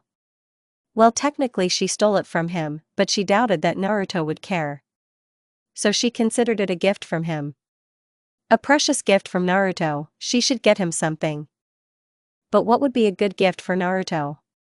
She doubted that he would be able to wear any of her clothes. She smiled at the thought. A soft warm thing that had long ago melted her once frozen heart. "You're doing it again," Kankuro said gruffly, his eye twitching. Seriously, this was creeping him out. Gaara's smile was instantly replaced by a frown at her brother's words. Temari smirked. "Gaara had a date yesterday," she said in a practically singing voice. Kankuro blinked twice. "Huh?" This was insane. "Wait, what?" he asked calmly, not believing his ears. "Yup." Temari giggled. "She had a date." "No, seriously, what did she do?" Kankuro asked, not believing it for 1 second. Now he was going to understand if she killed someone. "But a date, that's ridiculous." Gaara scowled, prompting a light laugh from Temari. "Seriously, she actually went on one." "Really? With one of those leaf losers?" Kankuro asked, his mouth gaping in shock. Realization hit him, his scary little sister, went on a date with someone, and was smiling. Wait, Gaara went on a date? You are kinda slow on the uptake, aren't you? Temari groaned. Honestly, even she could understand Kankuro's befuddled face. The good thing was that she knew earlier. Temari went on one too. Gaara said flatly, keeping her gaze straight ahead. It really didn't matter what her brother thought about Naruto. Well, it kind of did. She hoped her brother got along with Naruto to some degree. She hugged Naruto's jacket slightly tighter. She had made sure to empty the pockets when she took it. She didn't even know why she took it. Probably to make him come get it. She doubted that she would give it back to him even if he asked. It was hers now. Just like he was. Gaara's face flushed a tinge of red. She could feel every spot he touched her burn at the simple thought of him again. Which was now most of her arms, legs, and face. She never wanted to stop burning. Kankuro just kept gaping in shock at his two sisters. Just a trip to the Leaf and they had already gone on dates. Why did it seem like he was missing out on something? He couldn't even muster up a word. It wasn't a date. Temari shouted at Gaara, then glared at Kankuro. Temari's cheeks were also tinged a slight pink. It wasn't like she liked that idiot Leaf boy anyways, he was such a smartass. But why don't you tell us about your date with Naruto, Gaara? Temari asked, hoping to change the conversation away from her own activities.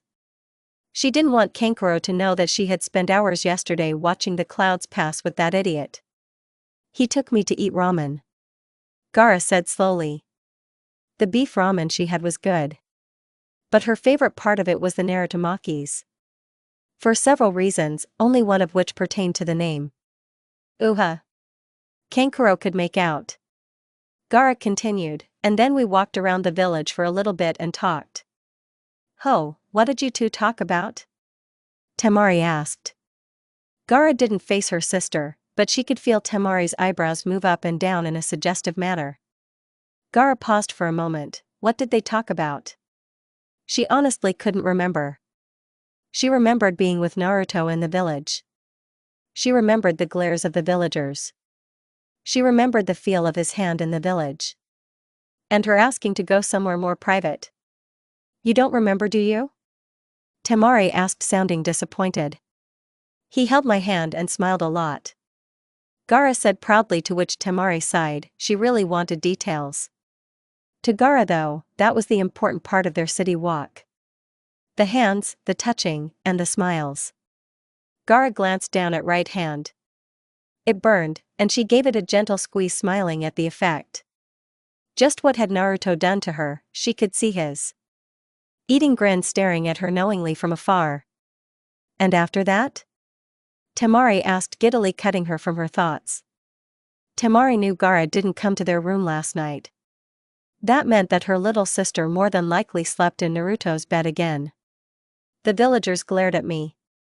I think they still resent us for attacking their village. Gaara admitted sadly. So he took me to a lake somewhere in the forest. I told him I was going to become Kazekage.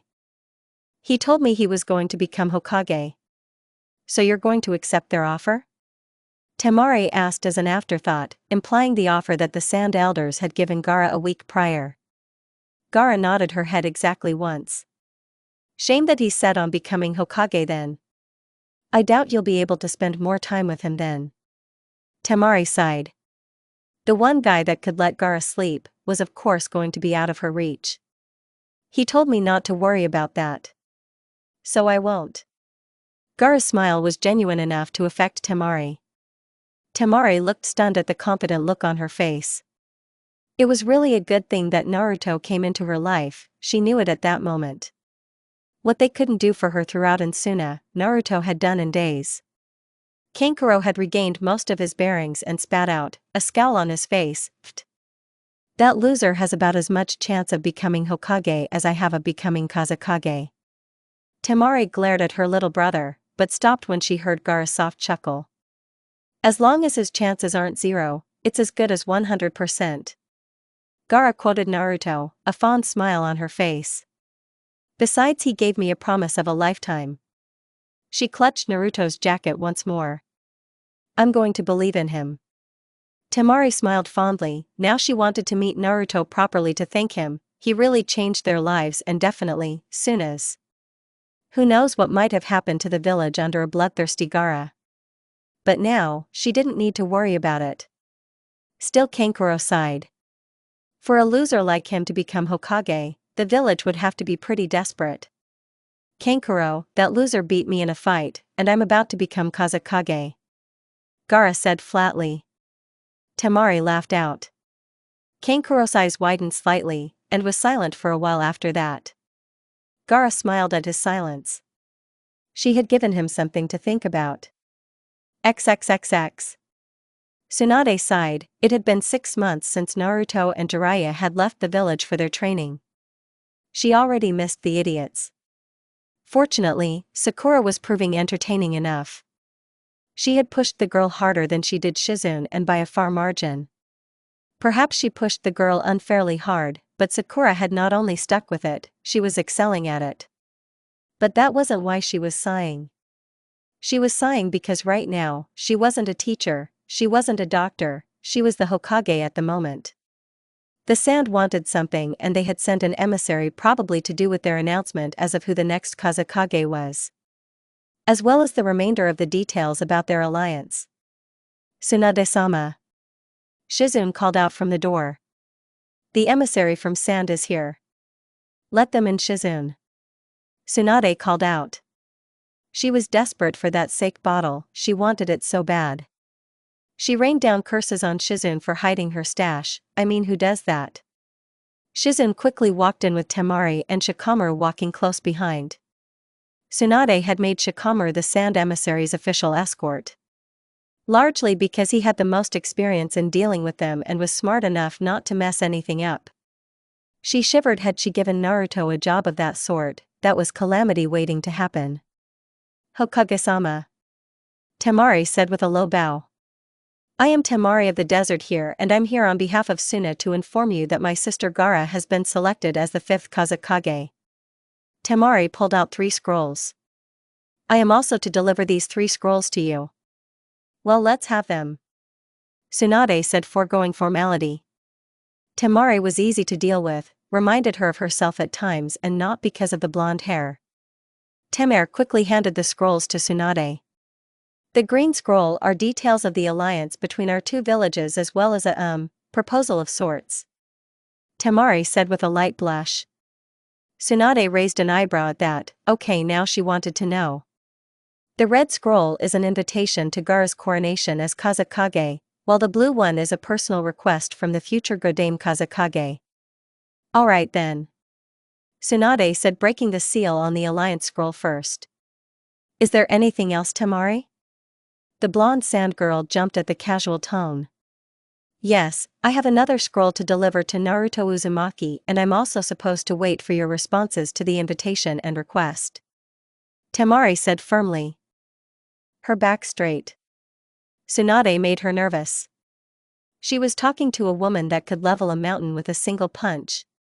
Sure, she could clear-cut a forest with her fan, but crumbling a mountain was so much more impressive. More impressive. Sadly, Naruto is on a 3-year mission. Tsunade said, frowning. Though I can attempt to send him the scroll during the next report. Temari frowned for a moment before nodding and placing a second blue scroll on the desk. Tsunade commented, looking it over. I'll give you my answer to the request later in the day, but I believe I'll be able to attend the coronation. Tsunade offered with a smile.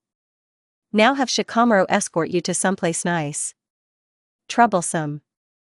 Shikamaru muttered as he bowed, following Temari out of the door. Tsunade skimmed over the alliance scroll, looking for anything that caught her eye. She didn't want to read it in detail. That was for someone like Shizune and Kakashi to do. Something caught her eye towards the end of it. In order to further solidify the bonds between our villages, the Council of Elders of Suna requests a dual political marriage. We offer Temari of the desert to be wed to any citizen of Konoha you desire, while we wish to wed Naruto Uzumaki to our future Kazekage, Gaara of the desert. Tsunade laughed. Gaara certainly works fast. She said out loud, waving Shizune over to read the paragraph as well. Shizen's eyes widened. It was comical, the Hokage and her assistant giggling like high school girls. Oh my, are you going to accept? Shizen asked, hugging Tauntaun tightly to her chest. Only if Naruto and Temari agree to it, but I doubt that either will do it. Those two love their villages too much. Tsunade explained as she rolled the scroll back up. Everything else seemed to be in order. The red scroll for Gaara's invitation was straightforward and formal. You are formally invited to attend the coronation of. Tsunade closed that scroll quickly. She smiled as she began reading the Gaara's personal request. Dear Lady Tsunade, Hokage of Konoha. I, Gaara of the Desert, would like to request that should you accept the invitation to my coronation, you bring Naruto Uzumaki in addition to your entourage. Should you be unable to attend my coronation, then I would like to request a personal mission of have Naruto Uzumaki attend the event. Should that not be possible, then I will still request a mission for him to come to Suna as soon as possible. You are no doubt aware of the relationship me and Naruto have, as you are also part of the cause of it. For which I thank you deeply. You are also aware that Shikaku, the demon inside of me, does not allow me to sleep. The sole exception to that is when I am near Naruto. That is why I am requesting this. No secret plot to steal your village's Jinchuriki, or future Hokage. Just a simple need for sleep. It has been 6 months. And as you are no doubt aware, preparing for the position of Kage is rather tiresome. With utmost gratitude.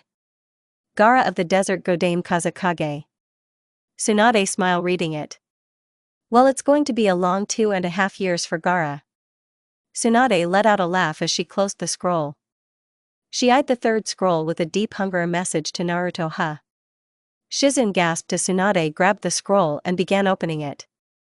Lady Tsunade. That's Naruto's private mail. Shizen said, stomping her feet. It's rude for you to go through something private like that. Hey, I'm curious, and I'd hardly call mail between ninja from 2 different villages private. And besides, why are you beside me if you do not want to read it? Tsunade smiled. Shizen had conflicted face before it shifted to one of resignation. Protocols B.Ed, this was her little brother on the line here. Tsunade chuckled and opened the scroll and stared at the 4 words that were written inside. Naruto, I'm tired. Gaara. Tsunade held in laughter, to which Shizen chuckled lightly, smiling fondly. XXXX. Leaf Ninja were very generous. Gaara mused as the ninja from Konoha left. They had stayed for her coronation. And all 4 of them except one had brought her a gift. From the Hokage herself, a bottle of sake. Tsunade said that because she was Kazakage, she could lower the drinking age if she wanted, if it existed in Suna. Gaara didn't like the idea of drinking. She liked being in control of herself. If she ever wanted to not be in control of herself, all she had to do was stop resisting Shikaku. So the sake would sit unused in the corner somewhere. Shizune, Tsunade's assistant, had given her a set of books, one of which was on how to cook ramen. It seemed even people in Konoha were trying to set her and Naruto up. She really didn't mind it. At least the ninja in Konoha were more concerned about her happiness than the political importance of a marriage between her and Naruto. Sakura, the current apprentice of the Hokage. Sakura had gotten Gaara a large orange teddy bear with a yellow swirl on its stomach. It had glassy blue buttons for eyes. Sakura's logic was simple and innocent. She knew that Gaara slept well while Naruto was around. And the stuffed bear reminded Sakura of Naruto a bit.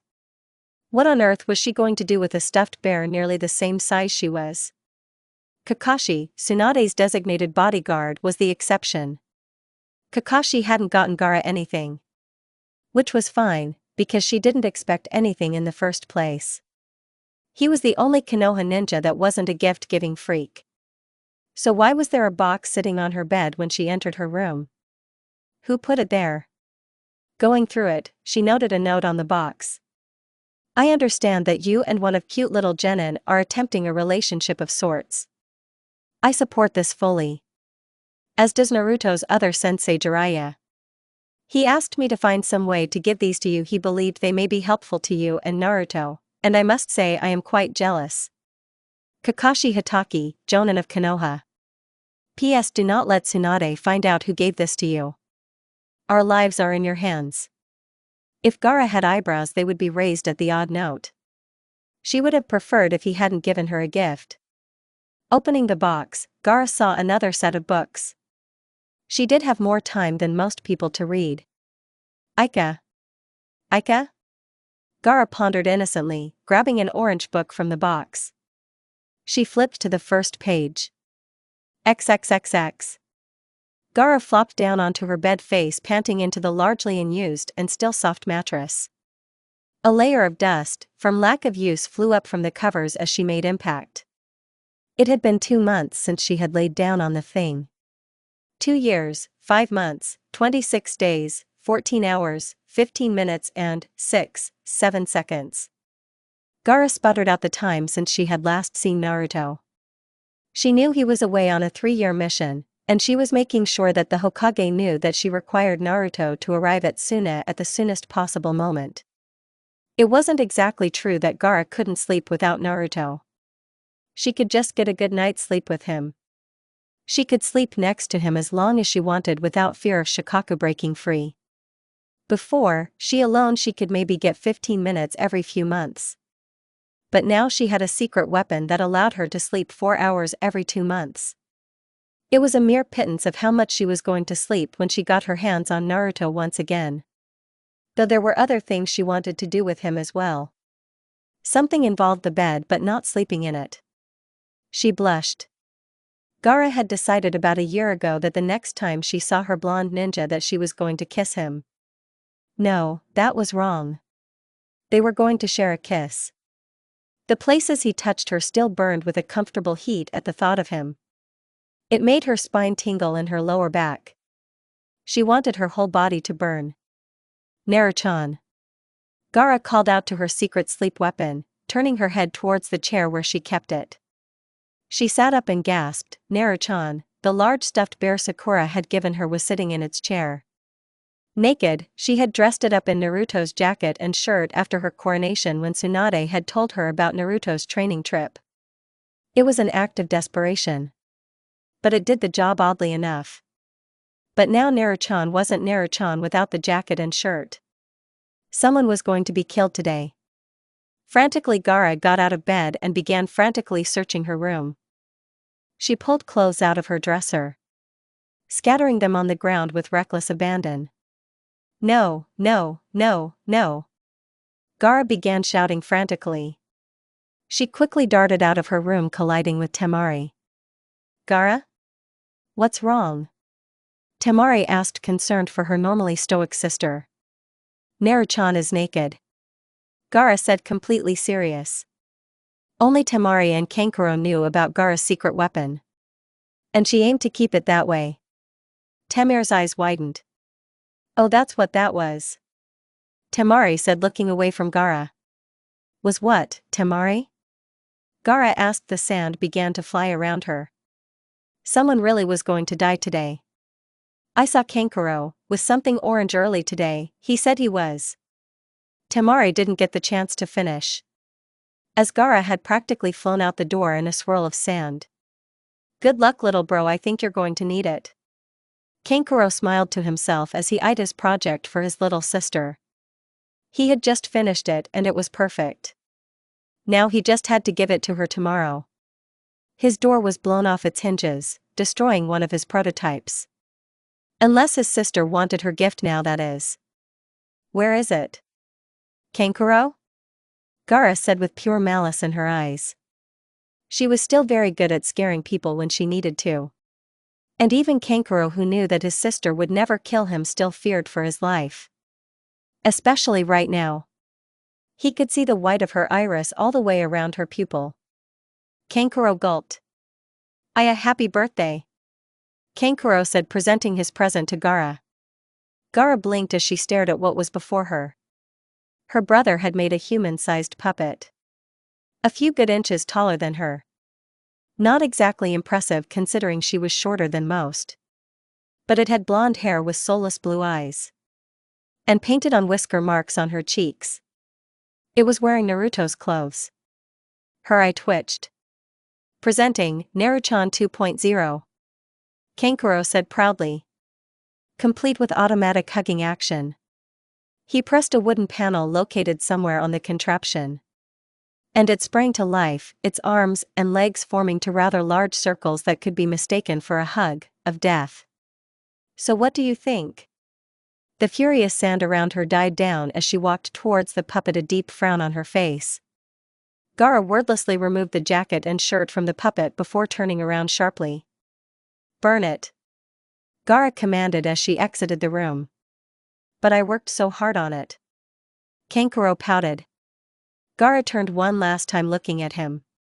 Kankuro gulped. Burn it. Why? Yes. XXXX.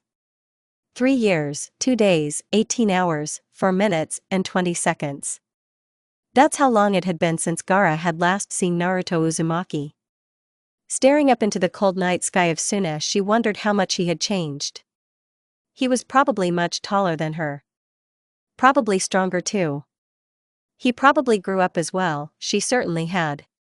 She was a petite little girl when she first met Naruto. Now she was a slender young woman. She was still short, barely an inch past 5 feet. A fact that made dealing with certain old ninja twice as difficult as they needed to be. She had developed gentle womanly curves on her lithe frame as well. Due to her flowing Kazekage robe, she appeared to simply be a straight blob. Not that Gaara ever tried to flaunt her slender frame. That was for only Naruto, if he pleased. Her most noticed feature was her hair. It had only grown to a deeper red over the years, moving from blood to a soft desert rose red. True to herself, she made promise when Naruto complimented her hair all those years ago she hadn't cut her hair.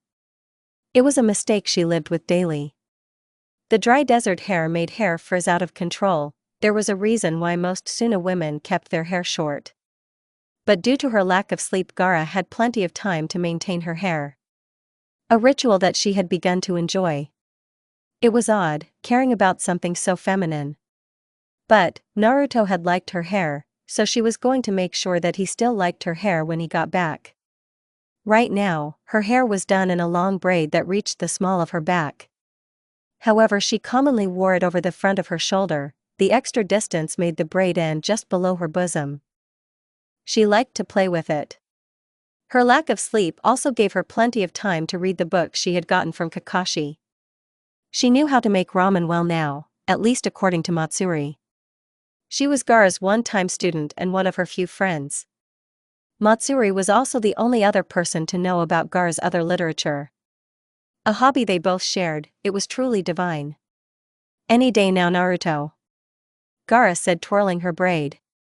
Temari was in Konoha at this very moment, preparing for the Chunin exams as well as keeping an eye out for the future Hokage of Konoha.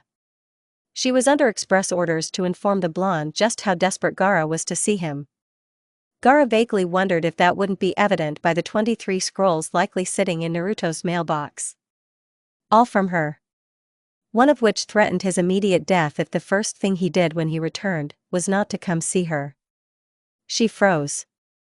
Someone was attacking her village. All thoughts of Naruto vanished from her mind. All her desires for sleep were replaced with a fierceness to protect her village. She was the Kazekage after all. 3 years, 2 days, 18 hours, 52 minutes and 11 seconds. Suddenly becoming aware. Suddenly becoming aware that you very much exist, was something Gaara had only done once before. The first time was when she first discovered the effect Naruto had on her. And now for a second time, Gaara was aware that she existed. Her hand felt heavy, she eyed it curiously. At least she had hands. That was better than not. She looked around, noting the white void she was surrounded by. She saw herself, alone. So very alone. It was a feeling beyond crushing. She was going to be eternally and forever alone. Her right hand moved to her face, tears. How long had it been since she cried, had she ever? She felt the cold tears streaming unstopped down her face to her lips. They were salty and bitter. She looked hopelessly to the void. Naruto, was he all right? What was he doing now? Where was he? Just when she had finally made a connection, it was cruelly ripped from her hands. Was it fate? Was this destiny? Gaara-chan. A voice shook her reality, the void she felt slowly dissipating. Her nightmare of being alone shifted into a dream. She felt a familiar calmness set in around her, a hopeful gaze spotted on her face. Feeling a hand on her shoulder, she sighed in liberation. She knew who it was. But she wouldn't smile until she saw his smile. Gaara turned to face him, noting his blonde hair and grin. He had grown. Even more handsome, taller. She smiled at him. Gaara-chan. Naruto spoke her name with happiness. Naruto was seen beside her sitting on the void. He was with her, that was what mattered. They didn't care where they were. Even if they were within the grasp of death, they were together, that was what counted. To Naruto, that was the only thing besides her that existed. He stood up, removing his hand from her shoulder. She stared at him in awe, looking at his hand, offered to her like a child. She took it. Gaara-chan. She heard Naruto say with his voice, sounding clearer despite the ringing in her ears. Gaara's eyes shot open and was blinded by the bright blue sky. But she kept them open. Her mouth pulled into a smile all on its own. She blinked once, letting her eyes adjust as she stared at Naruto Uzumaki. She could feel his hand at her back holding her up while his other gripped her hand. It was close enough to a hug. He was smiling at her now, his hand gripping hers. The touch said everything. Sorry for not being there, sorry for leaving you, sorry for letting you die. Gaara chose then and there to act on the promise she'd been keeping to herself for years now. Her free hand, the one on the outside of their two bodies, found itself behind Naruto's neck. She wasn't quite strong enough to pull herself all the way up to him. Nor was she strong enough to bring him down to her. So they met in the middle. The greatest sense of existence that Gaara ever felt rushed through her. This wasn't the cute naive kiss of innocence. This was the passion-filled kiss of youth. Their lips were hard and chapped, prickling against one another. But they were oh so soft. Oh so perfect. The world fell away from them. She was no longer Kazekage. He was no longer a ninja from a different village.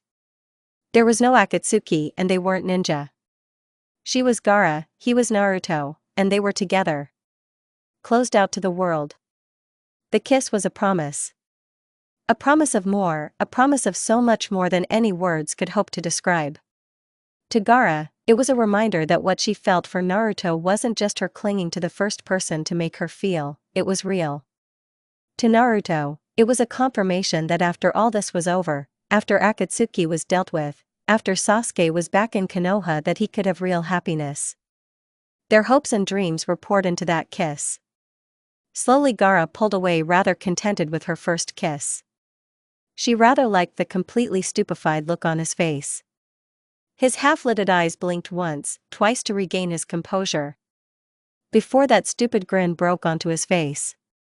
Wow. That was all he could say. All he needed to say right then. Everything else was said in that kiss. Yeah, wow. Gaara said, smiling back at him. Ahem. That was the sound to get their attention. The sound that made them both realize that they weren't the only ones around. It came from Temari, clearing her throat. The eldest of the Sand siblings was standing before them, an incredibly amused smile on her face. Behind her were the shinobi of the Sand, looking with gaping mouths at their Kazekage. Well, Kankuro could make out. Gaara's face turned a bright red. A deeper red than anybody save Naruto had ever seen her turn. She, in her upper lip, looking at ninja before her. They were crying, they were celebrating, because she was alive. They were her ninja. They came to try and save her. And they were rewarded by a show of her kissing some leaf shinobi.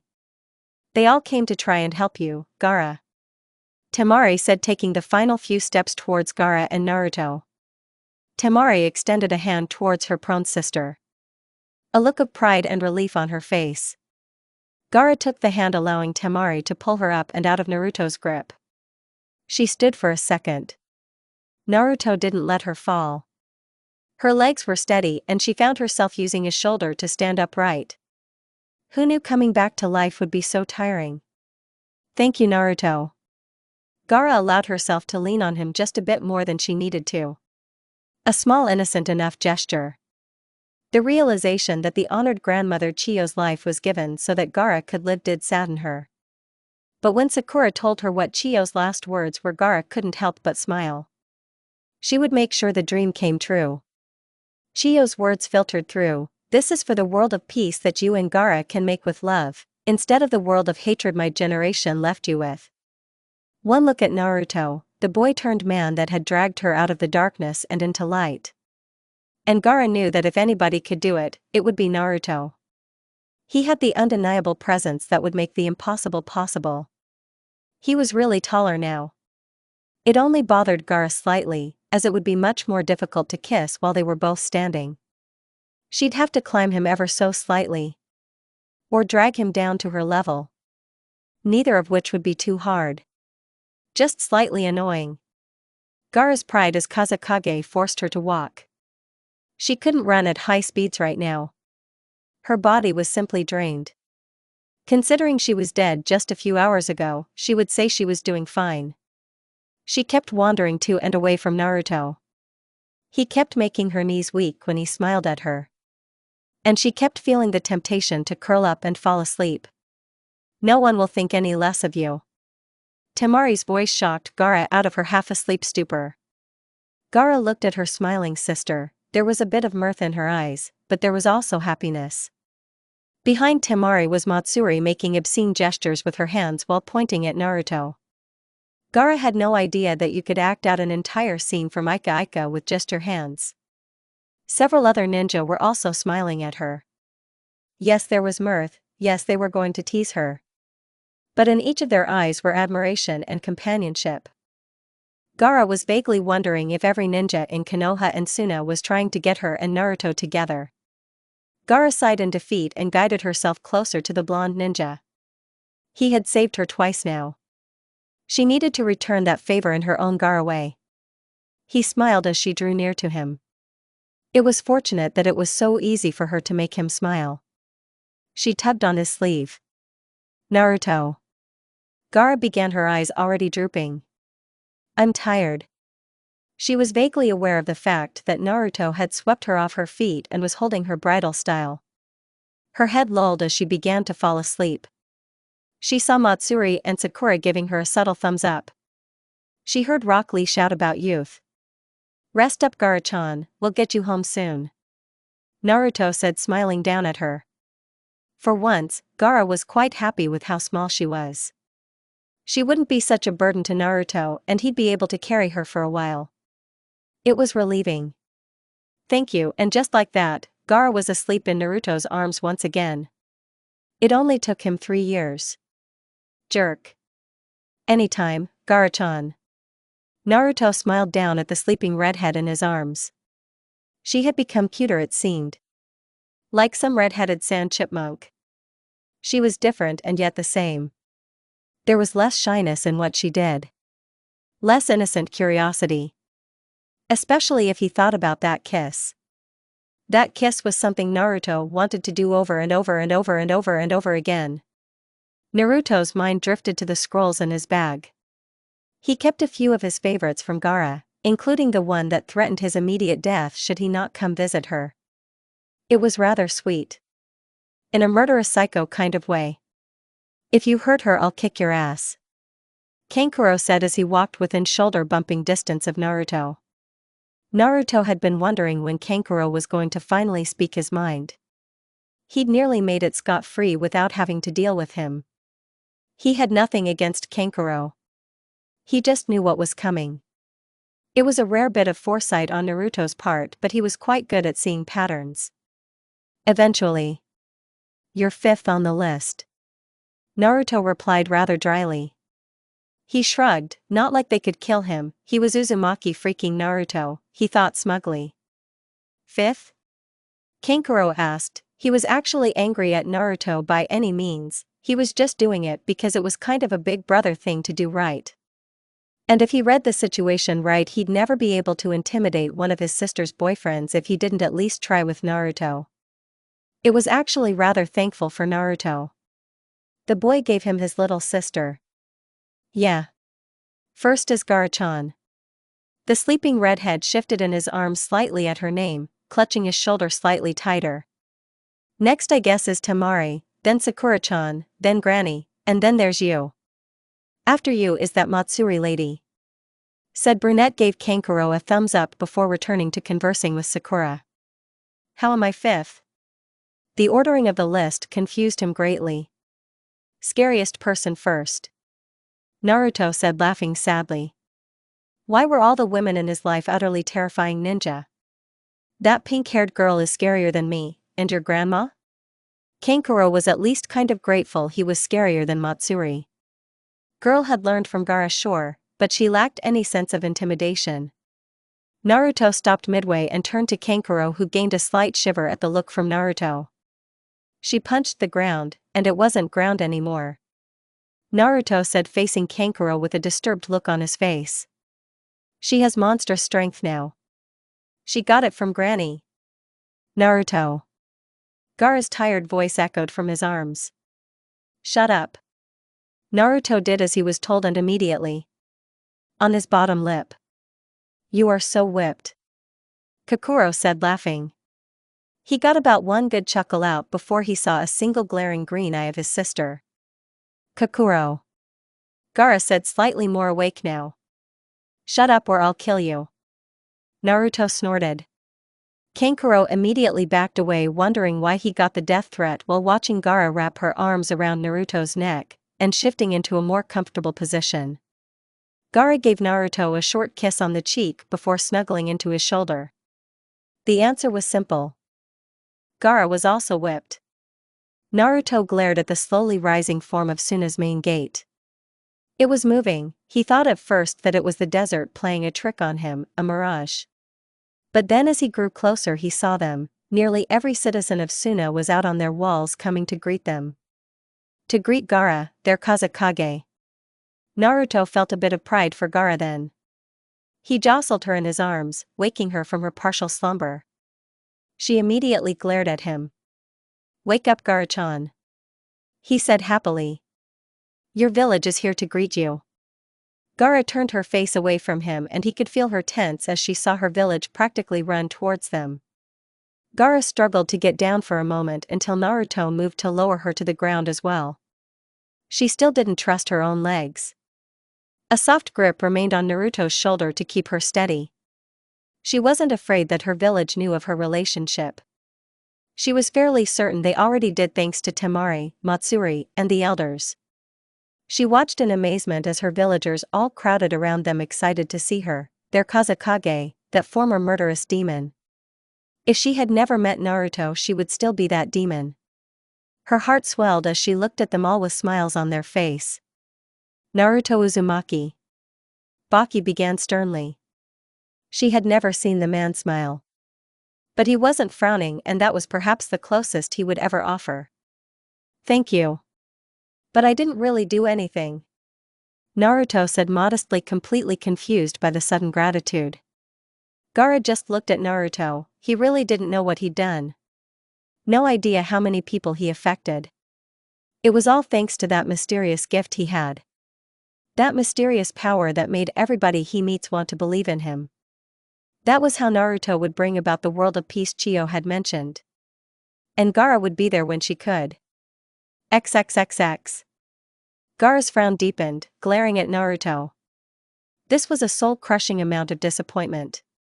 She had been so looking forward to actually spending time with him, to actually be able to see what changed in him, to kiss him again and again and again, to have another date with him, to have a dozen stupid conversations that were completely meaningless yet end up burned into her more easily than her village's history. She wanted to sleep with him, to lay down in the soft new bed she bought weeks ago in anticipation for his return. She knew she was being irrational. It made sense Akatsuki was beginning their operations. The leaf was a likely target. They would need Naruto, more than she needed him. Gaara stood up sharply yet slowly. Still not quite ready for quick movements. She grabbed two objects from her desk. Gaara-chan? Naruto asked as her glare settled on him. I know you're tired. And I would really like to stay here but… He stopped as Gaara reached up to his pack strap and began tugging on it. But this is the best chance for you to find the Uchiha, right? Gaara knew the answer was yes. She knew how important retrieving Sasuke was to him. She didn't like knowing that he likely couldn't choose between herself and Sasuke. She doubted she could choose between Naruto and her own siblings. And most of all, she knew she could wait. This, Gaara said, holding up a small badge-like emblem. It was in the shape of a solid gourd much like the one Gaara carried. This is a symbol of what you have done for the village. With it you will be able to enter Suna at any time, for any reason.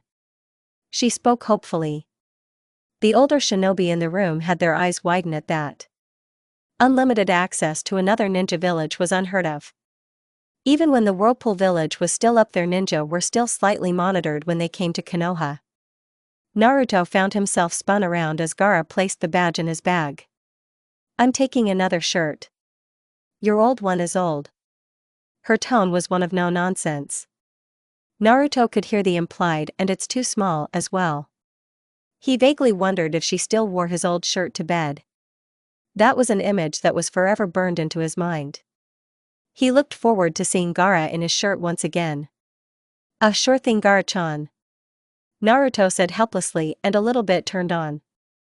Oh, that reminds me, front left pocket, there's something for you. Gaara had obtained one of Naruto's shirts, an unfolded crinkled one, the more it smelt like him the better. She blinked at Naruto. Of course, he would be one of those gift-giving freaks for Konoha. Hell, he was probably why they were so generous. Gaara opened the pocket. It was a book. It looked slightly worn out, like somebody had tried to read through it as quickly as possible. But it was new. And Gaara knew exactly what it was. She couldn't be seen with that book in her office. Not in front of Baki. It was bad enough Temari and Matsuri knew. But she wanted it bad. Taking Naruto's shirt, she wrapped the book up in it in a small neat bundle. Now the book was going to smell like him too. Gaara wasn't sure if that was a good thing or a bad thing. Kakashi simply looked at her like she had kicked a puppy. And besides, Naruto began happily. You shouldn't need me to sleep anymore now that you don't have Shikaku, right? A pin could be heard dropping. Naruto watched as Gaara's face shifted from one of embarrassed delight at her gift to one of anger. Temari's eyes widened. We should get going to Chiyo-sama's grave, Temari said quickly. Gaara nodded and followed behind her sister. The other ninja began to follow as well. Idiot, Sakura said, punching Naruto in the arm before she joined. Huh, was it something I said? Naruto asked, confused. He looked at Kankuro, who just shook his head. Naruto was the one that upset Gaara. Therefore it was Naruto's problem. It felt good. XXXX. They saw them out of their village. Gaara wasn't good with long goodbyes. But at the same time she didn't know when Naruto would return again. I guess I should shake your hand or something. But I'm not really good at those things, so I'll just leave it there. Naruto began stammering, looking away from Gaara's eyes and blushing in embarrassment. Gaara blinked. She had been glaring at Naruto for a while now. She stepped forward with a sigh, her eyes softening as she did so. No handshake, Gaara said simply as she wrapped her arms around Naruto. Those with keen eyes noticed her place something in his pocket. Naruto didn't notice, too shocked that Gaara was hugging him. He really shouldn't have been. Just come back to me, Gaara whispered in his ear. I miss you. Those 3 words made Naruto realize his mistake earlier. He made it sound like Gaara was just using him for sleep. He was such a dunce. You bet, Naruto said happily as he pulled Gaara back slightly. Just enough for the briefest of kisses. Any shorter and it wouldn't exist. Any longer and he wouldn't be able to leave her again. XXXX. Naruto, Sakura asked, noticing something in Naruto's pocket. "What's this in your pocket?" Curiosity had gotten the better of Sakura. She had seen Gaara place the object in there and had waited for Naruto to pull it out and examine it. "How what?" Naruto asked, digging into his jacket pocket. He found a small bracelet. It was a string of small round glass shapes, each one a finely made symbol of the leaf or sand village. It danced when the light hit it, sparkling into a dozen small rainbows. There was a small note with it as well. "I had considered simply giving you a pair of my underwear. It worked in one of the books I read, but I wanted to give you something I made with my own hands. Something you could wear all the time." "Gaara." Naruto smiled as he put the bracelet on, placing the note in a safe place. "It's a gift from Gaara-chan," Naruto proclaimed happily, a little bit bummed on the underwear part. But this would do, till he returned to her, to his love. Gaara hated snow. It was everything sand wasn't. It was crunchy, not soft. It was wet, not dry. It was cold, not that sand wasn't during the night, but snow was just inherently cold. Snow also got everywhere and stuck everywhere. The snow in her sandals was only adding to her irritation at the moment. Not to mention her ability in the presence of moisture even took more effort from her, which displeased her. Basically, she really hated snow. She had just gotten out of the Kage summit, where they pretty much had agreed to go to war to stop Madara from obtaining Naruto. She was going to see him now, but it wasn't going to be the happy reunion she wanted. She knew that, but still she was going to see him, even though she was going to tell Naruto that Sasuke had tried to kill her and that she had tried to kill him. Once again, Gaara found herself to be incredibly tired. Her last sleep in Naruto's arms was when she had just been brought back from the dead. That was a grand total of 6 months, 21 days, 4 hours, 25 6 minutes and 6 seconds ago. The stress of Akatsuki, of Naruto not coming back alive, was eating at her. Even her upgraded Naruto hugging device made out of the new clothing she took from him during their last encounter wasn't helping at all. Naruto was already standing outside in the cold when Gaara arrived at his location. She noticed his scowl vanish as soon as his gaze quickly met hers. The simple fact that Gaara could make Naruto smile brought her happiness. It reassured her that she wasn't just being selfish and using Naruto, though he would be used as a pillow as soon as there was a moment to breath, which may very well be in the next life.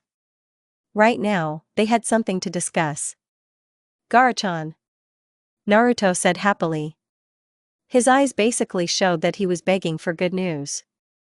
It was unfortunate that Gaara did not have any good news to give Naruto. Naruto went to Gaara as soon as she was close enough. He quickly enveloped her in an embrace that showed how long he had missed her. She sighed in relief, her stress vanishing in that simple hug. They shared the embrace, closed off from the cold snow around them and the eyes of their fellow ninja. The warmth was so nostalgic, she wanted to stay like this for a while, away from everything. But Naruto had to ruin it. What happened at the summit? Gaara sighed as she broke away from Naruto's warmth, taking a step back from him. She then told him what transpired. The decision of the Kage, Sasuke's assassination attempt, Gaara's battle with Sasuke. She spared no detail, watching Naruto's emotions flash with every sentence. She saw rage at Sasuke's attack. She saw tenderness and relief that she was okay. She saw regret that he wasn't there to stop Sasuke. And that's what happened at the 5 Kage summit. Temari said, sighing, obviously irritated by the turn of events. The whole ordeal was needlessly stressful for everybody involved. There was still more bad blood between the Kage and villages than there should be. Sasuke doesn't see you anymore, he seeks only darkness, Gaara said, a frown etched into her face. Her eyes were closed now. She had resolved to tell Naruto the truth and what she thought needed to be said. But she didn't have the resolve to see Naruto's face when she did it. "You once said to me you would become Hokage." Gaara opened her eyes to see the shock and hurt on Naruto's face. She took a step forward till she was within an arm's length of Naruto. "I'd become Kazekage." She placed her arm onto Naruto's, feeling the cold warmth he offered at the moment.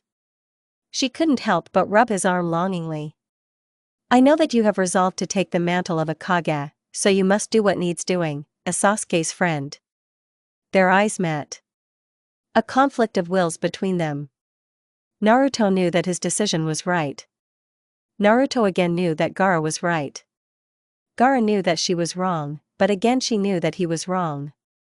Naruto's eyes flickered away from hers. Looking down at the ground. The moment Naruto pushed her hand away hurt her a bit, but she wasn't surprised by his motion. He was a human after all. We've relayed everything we came to say. Temari interjected for the two, breaking the icy silence that was settling between Naruto and her little sister. Let's go, Gaara. Allowing her gaze to linger on Naruto for just a second longer, Gaara began to turn away from Naruto. She needed to tell him something, to make certain that this confrontation wasn't just a bitter one. She stopped after a few steps. She didn't turn to him, just clenched her fist and let the words flow out.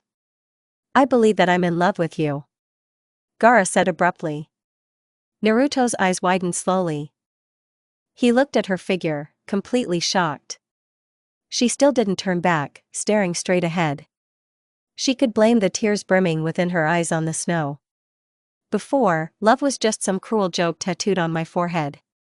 It was something that only the weak had, something that would ultimately betray me. Gaara rolled her shoulders, standing up straighter and flexing her icy cold hands. Naruto always had warm hands, she realized. But after meeting you, I realized something. That love is important. We need it. Gaara let out a small chuckle as the first tear slipped off of her cheek. And I know that you love Sasuke as a brother. Gaara-chan. She heard Naruto mutter out. She turned to look at him. The slightest of smiles graced her face as she allowed a few tears flow freely. Now you must decide for yourself on what you can do for your brother. I'll be waiting for you at the end. Naruto smiled. He nodded in understanding. His once depressed face now filled with determination. Sorry, Gaara-chan. Naruto said. But he meant so much more in those words. Let's go, Gaara said as she and her siblings took off, quickly darting through the air, leaving Naruto who had a lot to think about. Both regarding her confession and her decision. XXXX. What are you doing on the battlefield? Gaara finally shouted after a while of wondering what he was doing currently. It was the adrenaline, probably. Inoki had just taken down the third, or was it second Tsuchikage with Naruto's help. Naruto, the same idiot that she was fairly certain she loved at this point, was on the battlefield. A battle that was taking place to make sure that he, more specifically the Kyuubi that he contained, didn't get obtained by Madara. Why did you come? Gaara shouted again. Feeling actual anger build up inside of her. Did he not understand that for him, being here was ruining the whole point of this battle? They were fighting so that the Kyuubi would be safe. She was fighting so that he would be safe. Naruto just grimaced, looking sideways. Well. He made out in slight anxiety. Gaara noted that his body radiated a golden chakra that seemed to give off heat. He appeared much happier since their last visit, his face twisting in jovial and embarrassed smiles. I love you? Naruto offered with a hopeful smile. This was not how he planned on telling her, but he hoped it would get him away from this mess currently. Gaara's eye twitched, she couldn't take it anymore. She knew he was trying to get out of trouble. She knew he was just trying to buy time to think of an actual excuse. And she couldn't care less about that. He meant those words, she could feel it. Whoa. Naruto found himself being thrust up by the sand beneath his feet, and was met by Gaara, who floated over to him on her sand platform. Naruto's eyes widened. She wasn't certain what was different about this kiss. It could be the fact that Naruto was radiating chakra. It could be the fact that her heart was still pounding from battle. It could be the fact that Naruto just said that he loved her. It could be the fact that she believed him. It could be none or all of those things. But that kiss was utterly amazing. Now explain. Gaara demanded, dropping to the ground. And it better be good. Gaara demanded while wiping her mouth and folding her arms in a no-moving stance. As interesting it is watching you two lovebirds, there is still battle going on. Inoki commented as he began to float off the ground. Which is why I will brief you on the way. The voice of Shikaku Nara echoed throughout their heads. For a second, Gaara thought that Shikaku had somehow ended up inside her head again. She was only off by a vowel. Shikaku Nara explained the reason why Naruto was there, leaving a rather amused Inoki and a still slightly conflicted Gaara. Naruto. Gaara said abruptly, concern lacing her gravelly voice. I understand going from battle to battle. But are you certain you'll be able to use the Kyuubi's chakra for so long? Naruto frowned briefly before smiling at her. She should really learn to trust. Don't worry, Gaara-chan. I won't die until I do two things. Naruto said, grinning brightly at her. They maintained a look for a long moment as Gaara tried to piece together what the two things were. Become Hokage and what else? Gaara asked, rather confused and ashamed that she didn't know what Naruto's other desires were. Naruto looked endearingly at her, prompting a nervous blush on her face. Marry you. Naruto said simply. He watched with delight as Gaara's face went red at the thought, looking like she just ate something incredibly sour. Gaara couldn't reply, just muttering out a silent "oh," which produced chuckles from the blonde before her. She enjoying the thought. Naruto wouldn't die until after he became Hokage and he married her. A sudden bout of anger surged out of her then at the thought of those requirements for Naruto's death. If you die right after we get married, I'm going to bring you back to life and kill you myself. Gaara's death threat caught Naruto by surprise and he nearly tripped over his own 2 feet. Right, got it, Gaara-chan. XXXX. Why are you taking my head? Raza, the 4th Kazekage, father of Gaara and the reason why Shikaku was sealed inside Gaara, asked in a puzzled and slightly concerned manner. Raza understood perfectly well that his daughter had every right to kill him, but wasn't the taking of the head against that? Was she taking a trophy or something? Gaara was literally decapitating him with a kunai. And while it didn't hurt or anything, he was creeped out. And the rest of his body was sealed thanks to her sand, so he couldn't retaliate. I read in a book that it is customary to ask somebody's father for their blessing before you propose to them. Gaara replied blandly as she finished decapitating her father. She held the former Kazekage by the scruff of his sandy locks. Why would you want my blessing? Raza asked. The small amount of respect he had gained for his scary little daughter was beginning to wane. I don't, but he might. Gaara said flatly as she dangled her father's head in her hand. They weren't making any eye contact. It wasn't something that they had honestly ever done. He's the reason I'm still alive and not enslaved by the demon you put in me. Gaara's tone was cold and uncaring. He sounds like a powerful ninja. What's his name? Raza asked curiously. Surely he would have known about such an astounding ninja from his own village. Naruto Uzumaki, Jinchuriki of the Kyuubi and future Hokage of Konoha, Gaara said with a small smile.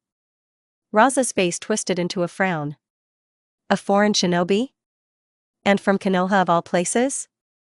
I refuse. XXXX. There were better times to go over marriage than in the middle of a deadly battlefield against one of the greatest threats known to the world.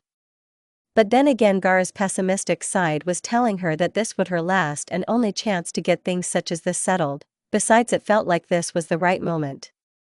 With every dead person coming to life and all. She arrived just as a tall blonde man appeared onto the scene in a yellow flash. He looked a lot like Naruto. With the exception of the signs of resurrection. Behind him was Naruto being healed by Sakura. Thank you for taking care of my son, Minato said, happily smiling while looked at Sakura. You wouldn't happen to be his girlfriend, would you? Minato asked curiously as he desperately tried to get more information about his son's life before he died again. Gaara scowled. That title belongs to me, Gaara said, walking up from behind Minato, still clutching Raza's head by the hair. Who are you? Gaara asked, confused. The man had called Naruto son. He is Minato Namikaze, 4th Hokage of Konoha. Raza said from his resting position while musing. More importantly, he's my dad. Isn't that cool, Gaara-chan? Naruto asked happily, allowing Sakura to continue healing him. Gaara wasn't too fond of their close proximity. Rather ironic that he sealed a demon in his child as well. Raza commented with a chuckle. Why are you being carried around like that, Raza? Minato asked, chuckling. The battle could wait a couple of more seconds. Besides, he wouldn't be able to focus on the fight after seeing something like that. Naruto needs to ask for his blessing to marry me. Gaara said proudly as Raza then found himself being flung through the air towards Naruto, who looked aghast. She couldn't help but smile as Naruto fumbled Raza's head in horror, muttering apologies, before catching Raza upside down. Gaara said with an emotionless bow. Lord Fourth, I wish to have you blessing in marrying your son. Like she was simply doing this for the formality. That's something only the would-be groom has to do. Minato said, chuckling at the odd little red head. He couldn't help but think that while she looked a bit like Kushina with that brilliant red hair, that the two were nothing alike. Kushina wouldn't actually decapitate someone and ask for his hand in a weird way, right? Bashing the possibilities, he asked, but who are you? Gaara of the Desert, 5th Kazekage of Suna. Gaara said with a small blush, having embarrassed herself in front of Naruto's father. It was weird talking to people that were supposed to be dead all day. Minato smiled at her and placed a hand on Gaara's shoulders. Once this is over, take care of my son, okay? Minato said with a bit of happiness making its way out. Now, let's buy my son some time to recover. Minato said as he and Gaara vanished in a flash and were on the battlefield in an instant. Naruto slowly turned Raza's head back up straight. Hello? Naruto asked the rather silent disembodied head. He looked in scrutiny. So you're the 4th Hokage's son? Raza asked, raising an eyebrow. Naruto nodded slowly and nervously. He wasn't a big fan of ghosts, and this felt really disturbing. And you wish to marry my daughter? Naruto blinked and nodded again. Raza sighed, I lost all right to call myself her father, but she cares enough about you to give me a single chance to be it. Raza's frown persisted as he stared hard into Naruto's eyes. This is a little creepy. Sakura muttered under her breath. Very well, Naruto. You have my blessing. Raza's voice was just as gravelly as Gaara's and twice as thick. XXXX. The infinite Tsukuyomi had one benefit. For Gaara, it showed her exactly what she wanted out of life. Once she was free, she found herself knowing exactly what she wanted from her and Naruto. Which is why as soon as she found herself free from the technique, she went to find him. A simple feat if she focused. She had sealed some of her personal sand in Naruto's bracelet. Hence, she could always feel his general direction, regardless of distance. It was rather disappointing that she couldn't get it to sense distance, but at the moment she would go to the ends of the earth to find Naruto. Go, Kankuro said firmly as he wiggled his way out of the same cocoon Gaara was trapped in moments ago. Me and Temari will make sure somebody is in charge. Kankuro wasn't going to lead the ninja in her stead, he would delegate that responsibility to somebody else. Likely Shikamaru or one of the other Kage. It was too much work. Thank you, brother. Gaara said happily as she bolted away on a cloud of sand. She wanted the family that both her and Naruto were denied. She wanted children, to watch them grow up the way Naruto and her parents never did or could. She wanted to have a family with Naruto. That's what her dream in the infinite Tsukuyomi was. After traveling at max speed for hours, Gaara eventually found them. Team 7 limping their way back to the others. Sakura was supporting Sasuke as they walked onwards. And Kakashi was supporting Naruto. Gaara stood on the path in front of them and smiled at Naruto. He had done it. Much like he had brought her out of the darkness all those years ago. He had dragged Sasuke out of the same darkness kicking and screaming. And it only cost him one limb. Naruto smiled, looking up and seeing Gaara standing in their path. She had never looked more beautiful in that moment. A pleasant smile adorned on her face. Shrugging his arm off of Kakashi's shoulder, Naruto increased his pace towards her. He stumbled a bit and was about to fall, but Gaara held him up. The two looking deep into each other's eyes. Gaara-chan? What is it, Naruto? The two were embraced in a hug that showed that it was the beginning. That they would be together from now henceforth, and no village, no shinobi, no force would keep them away apart. Naruto stared at her warmly. A wide and teasing smile threatening to split his face open. I'm tired. 1 hour, 5 minutes, 11, 10 seconds. For once Gaara was counting down to something instead of counting how long it's been. She was already done with today, she was done with it yesterday. For the sake of tradition, she had been forced to not sleep with Naruto. She had a perfectly good opportunity to fall asleep with Naruto and she was denied. She regretted not taking him up on the offer to just sign the papers and call it done. She regretted listening to the daimyos of the Land of Fire and the Land of Wind saying that they would like to attend an official ceremony, something about strengthening international relationships. Gaara smiled, that was all the event was going to be, a meet and greet of powerful people. All 5 of the current Kage were gathered in this spot as well as numerous daimyos. Bleh. Gaara forced out a choking sound, grunting in irritation as Sakura tightened one of the sashes on her brilliant pure white dress. The sash was dull blue, signifying her village's colors. It clashed wonderfully with her long red hair that she had allowed to be maneuvered into a cascade of crimson down her back. Sorry, Gaara. Sakura apologized, huffing as she continued to fuss with the dress. Why am I the one doing this? Sakura asked, glaring at Temari and Matsuri who were just sitting in the corner while Sakura fretted over Gaara's dress. Temari spared an arched eyebrow, a slight amusement twinkling within her orbs. You are doing a pretty good job from what I'm seeing. Besides, too many cooks spoil the soup, right, Matsuri? Matsuri nodded with a kind smile that sent an apology to Sakura, who groaned at the comment, what a way to exempt yourself.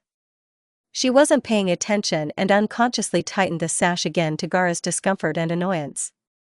Her eyes narrowed as she tried to breathe. Be careful or I'll crumble to sand. Gaara weakly warned, adjusting the sashes again, effectively undoing what Sakura had just done. She didn't know why they, Sakura, were putting up such a fuss about this. She already knew that Naruto thought she was beautiful, and that he thought she was most beautiful when she was just waking up. Gaara didn't want to outdo that with an event that would only happen once. She didn't want a one-time event to be when Naruto thought she was most beautiful. She wanted to be the most beautiful every morning. She wanted to be the most beautiful to him every day. You're doing it because Temari is a tomboy. Matsuri pointed out, trying to placate an infuriated Sakura with a smirk on her face. And I'm colorblind. Temari shrugged at the excuse, not caring to support the argument. Sakura knew it was a bull excuse, although true, Matsuri also knew it was bull. It wasn't that she didn't care, she just wasn't cut out for these kind of things. Perhaps, during her own wedding she could correct that. I'm wearing white and blue though. Gaara said, blinking at her friend. Matsuri was just being lazy. That does not excuse Temari at all, and besides, isn't Sakura a tomboy? A growl from Sakura and a sudden tug brought a small playful smile on her face. True. Temari said, relaxing into her chair even further. There's also the fact that if any of us touch the dress, Sakura will snap at us. I will not. Sakura snapped at them. Just someone come over here and hold this bit. Matsuri stood up and wearily grabbed the piece of cloth Sakura had designated. Gaara frowned, feeling her clothing suddenly shift in an unexpected way. Why is there so much sand? Sakura whined, while she continued to work on the dress. A tug here, a tug there. Damn it, Matsuri, you're doing that wrong, give it here. Temari snorted, see, told you. She laughed, swirling the drink in her hand. She'd been of drinking age for 3 months and she was already a bit of a wino. And she's called Gaara of the desert for a reason, Sakura. Matsuri. Gaara muttered grumpily as Sakura continued to huff and puff about the dress. Weren't weddings supposed to be happy events? Why was Sakura getting so stressed out about it? Oh right, Sakura loved stress. Yes, Gaara? Matsuri asked, already knowing what Gaara was going to ask. She had been making the same demand nearly every 15 minutes. Matsuri couldn't help but let some of the annoyance slip into her tone. Go tell Naruto I'm tired. Gaara said, wincing as Sakura adjusted her dress for the umpteenth time. He says he knows. Matsuri, Temari, and Sakura all echoed instantly, dry expressions on their faces. None of you left though. Gaara pointed out, looking around the room with what could be considered a pout. You've had all of us go tell him that at least once. Temari said, sighing. Besides, it's almost time to get started. Gaara grumbled in response, allowing Sakura to position her arms once again. My feet hurt. Gaara complained simply. Hold still, Gaara, I'm not done. Sakura finally snapped at the bride. Sakura, if you don't stop I'm going to walk out there naked. Gaara's tone left little room for argument and Sakura backed away instantly. She would certainly do it. It'd be rather funny watching the world leaders gawk as she walked down the aisle completely nude. Gaara smiled fondly, wondering what Naruto would do. Over the last couple years he had proven to be utterly amazing as a fiancé. If she had been just wearing one of his shirts when she walked out, he'd probably quickly take her to bed. For sleep and other bed activities, straight naked though. Gaara could see Naruto's jealous side coming out and attempting to quickly make everybody not look at her. Or if he would strip down and join her in a rather tasteless prank. And she knew she wouldn't like the looks he would be getting. Gaara, I don't trust that look on your face. Temari warned, standing up. Sometime watching could be boring after a while. Not that she was going to join. What look on my face? Gaara asked, quickly touching her face in confusion. She spoke like it was the norm of the day. I was just thinking about walking down the aisle naked. Gaara. Sakura snapped in shock. Was Naruto-kun also naked? Matsuri asked curiously, a slight blushful perverseness creeping in. It seemed reading those novels alongside Gaara had made their minds a little bit more free. Gaara nodded and Matsuri squealed in delight. Sakura couldn't help but groan while Temari rolled her eyes. I wonder how everything is going with the boys. Temari mused. It was very likely that Naruto would be pacing back and forth trying to make sure that his suit was one straight while constantly freaking out about not everybody being in their correct seats. It was just so easy to picture Naruto being overly stressed about the wedding. XXXX. Sue, why aren't you freaking out? Shikamaru drawled lazily, watching Naruto put the final touches on his wardrobe. A standard well-fitted black suit with a white shirt underneath. Altogether he looked fairly presentable. Which was surprising considering the person he had grown up with. To be honest, this made him a little suspicious, but he figured boys will be men. That thought was deleted by Naruto's next statement. Because I'm a shadow clone. Naruto said in a tone that made people question if he was joking or not. Iruka looked at him with an arched eyebrow. Shikamaru frowned at the joke. Everybody knew how important Gaara was to Naruto. Surely he wouldn't have a shadow clone marry her. That would just be cruel, and also, a very quick and painful way to die. And considering he was going to be looked at for explanations, he wasn't going to like the outcome. Naruto ruffled his blonde hair, wondering. Do you think I should swap it for the orange shirt? The hag said no orange. Sai commented blandly as usual, while he entered the tent. Tsunade says it's time. Awesome. Naruto said, jumping in excitement. He paused as soon as he landed to straighten out his suit once again. Let's get this show on the road. Naruto shouted happily. Shikamaru lagged behind with Iruka. You don't think that's actually a shadow clone, do you? Shikamaru asked suspiciously. Naruto isn't that stupid, Shikamaru, give your future Hokage a little bit of faith. Iruka said, laughing, holding the flap open for Shikamaru. Surely Naruto wouldn't do something like that. It was just a joke. Right? XXXX. Naruto stood tall and proud, his signature grin splitting his whiskered features. Behind him stood Shikamaru, his best man. Sai and Kiba were playing their roles as groomsmen.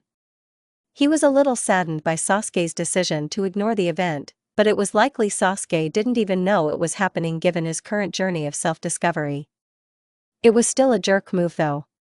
He would give him D-rank missions for this affront. Opposite him stood Gaara's bridesmaids. The only one of the official couples on the stage was Shikamaru and Temari. How odd was it that an attack on the Leaf Village all those years ago could bring about so much love? And if the looks Kiba and Matsuri were sharing was any indication, there would be yet more love between the wind and fire. Sakura stood between both Temari and Matsuri as Gaara's bridesmaids. Before him stretched far more people than Naruto had ever expected there to be. Most of it was due to the two daimyos who were sitting near each other, pleasant smiles on their elderly faces. They had gone out of the way to fund and host the event. Rather eager to strengthen the ties between the two nations. There were even rumors of an arranged marriage taking place between some of the minor family members of the two great lords. The Kage, current and former, all sat in the front 2 rows near the daimyos. The rifts that once divided countries were closed and an era of peace was being formed. Naruto couldn't help but wonder if Jiraiya and Grandma Chio were smiling down at what he and Gaara had brought about. And it was all thanks to a crazy madman trying to take over the world. Who would have wondered? Peace at their time. It was a comforting thought. Naruto smiled, a fond smile on his face. This was the world he wished his children were to be born into. Naruto's wandering thoughts were halted as all the noise stopped. Gaara appeared at the end of the aisle. Baki's stoic face didn't even break into a smile as he simply performed the duty of Gaara's father to give her away. It was better than Gaara's suggestion to hold her father's reanimated head for the handing over ceremony. That suggestion earned a lot of disapproval. A lot. For Gaara's part, she walked forward with a bundle of orange flowers. Poppies most likely. A small delighted smile could be seen on her red-stained lips. Naruto's smile couldn't get any larger if he wanted it to. Walking towards him was the first piece of something he'd been missing for a long time. Walking towards him wasn't the Kazekage of the village hidden in the sand. Walking towards him wasn't the former container of Shikaku. Walking towards him was his wife, the first piece of his family. Certainly Iruka, Tsunade, and Sakura were his family. But it wasn't the same. With Gaara it was different. Totally different. Gaara's pace almost quickened when she saw Naruto standing there looking happy and handsome.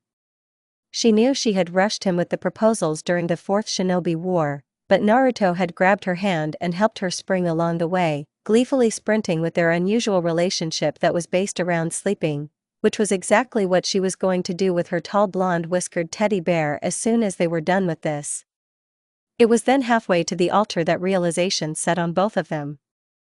A sudden giddiness that years of kissing and love was about to suddenly mean something more. Together they were together, but now they were seconds away from being together in the eyes of the world. This was a story. A story telling you that no matter how low you start, no matter how deep into the darkness you fall, no matter how much the world hates you, no matter what atrocities you committed, there was, and always will be hope. You can overcome the hatred.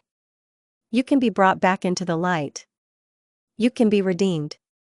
You can become great. And you can experience love. There is always hope. All it requires is that someone. That someone willing to share your burden every step of the way. Willing to protect you from your vulnerabilities, and will accept your support in his travails also. Gaara smiled looking at Naruto. She found hers. The message of unity that their relationship was going to spread throughout the world wasn't even on the radar on Naruto's nor Gaara's mind. Their thoughts were much more simple: love, happiness, and excitement. Weeks of being calm and collected about the wedding were suddenly being made null as anxiety began to flood them. Their eyes met for the 100th time during that walk. They would not separate again. "You look tired," Naruto whispered at Gaara as she approached. Gaara nodded, her pleasant smile growing slightly at that. Tired had become something more than meaning sleepy to the two of them. Tired to Naruto and Gaara meant that they wanted to spend time with each other. It was a simple union of togetherness that confused everybody else in the world. But to them it was just how they showed love. Are we allowed to talk up here? Gaara whispered back. Her grin smile not vanishing even as she watched Naruto make a face and shrug his shoulders. Gaara gave a light chuckle that made Naruto's stomach flutter.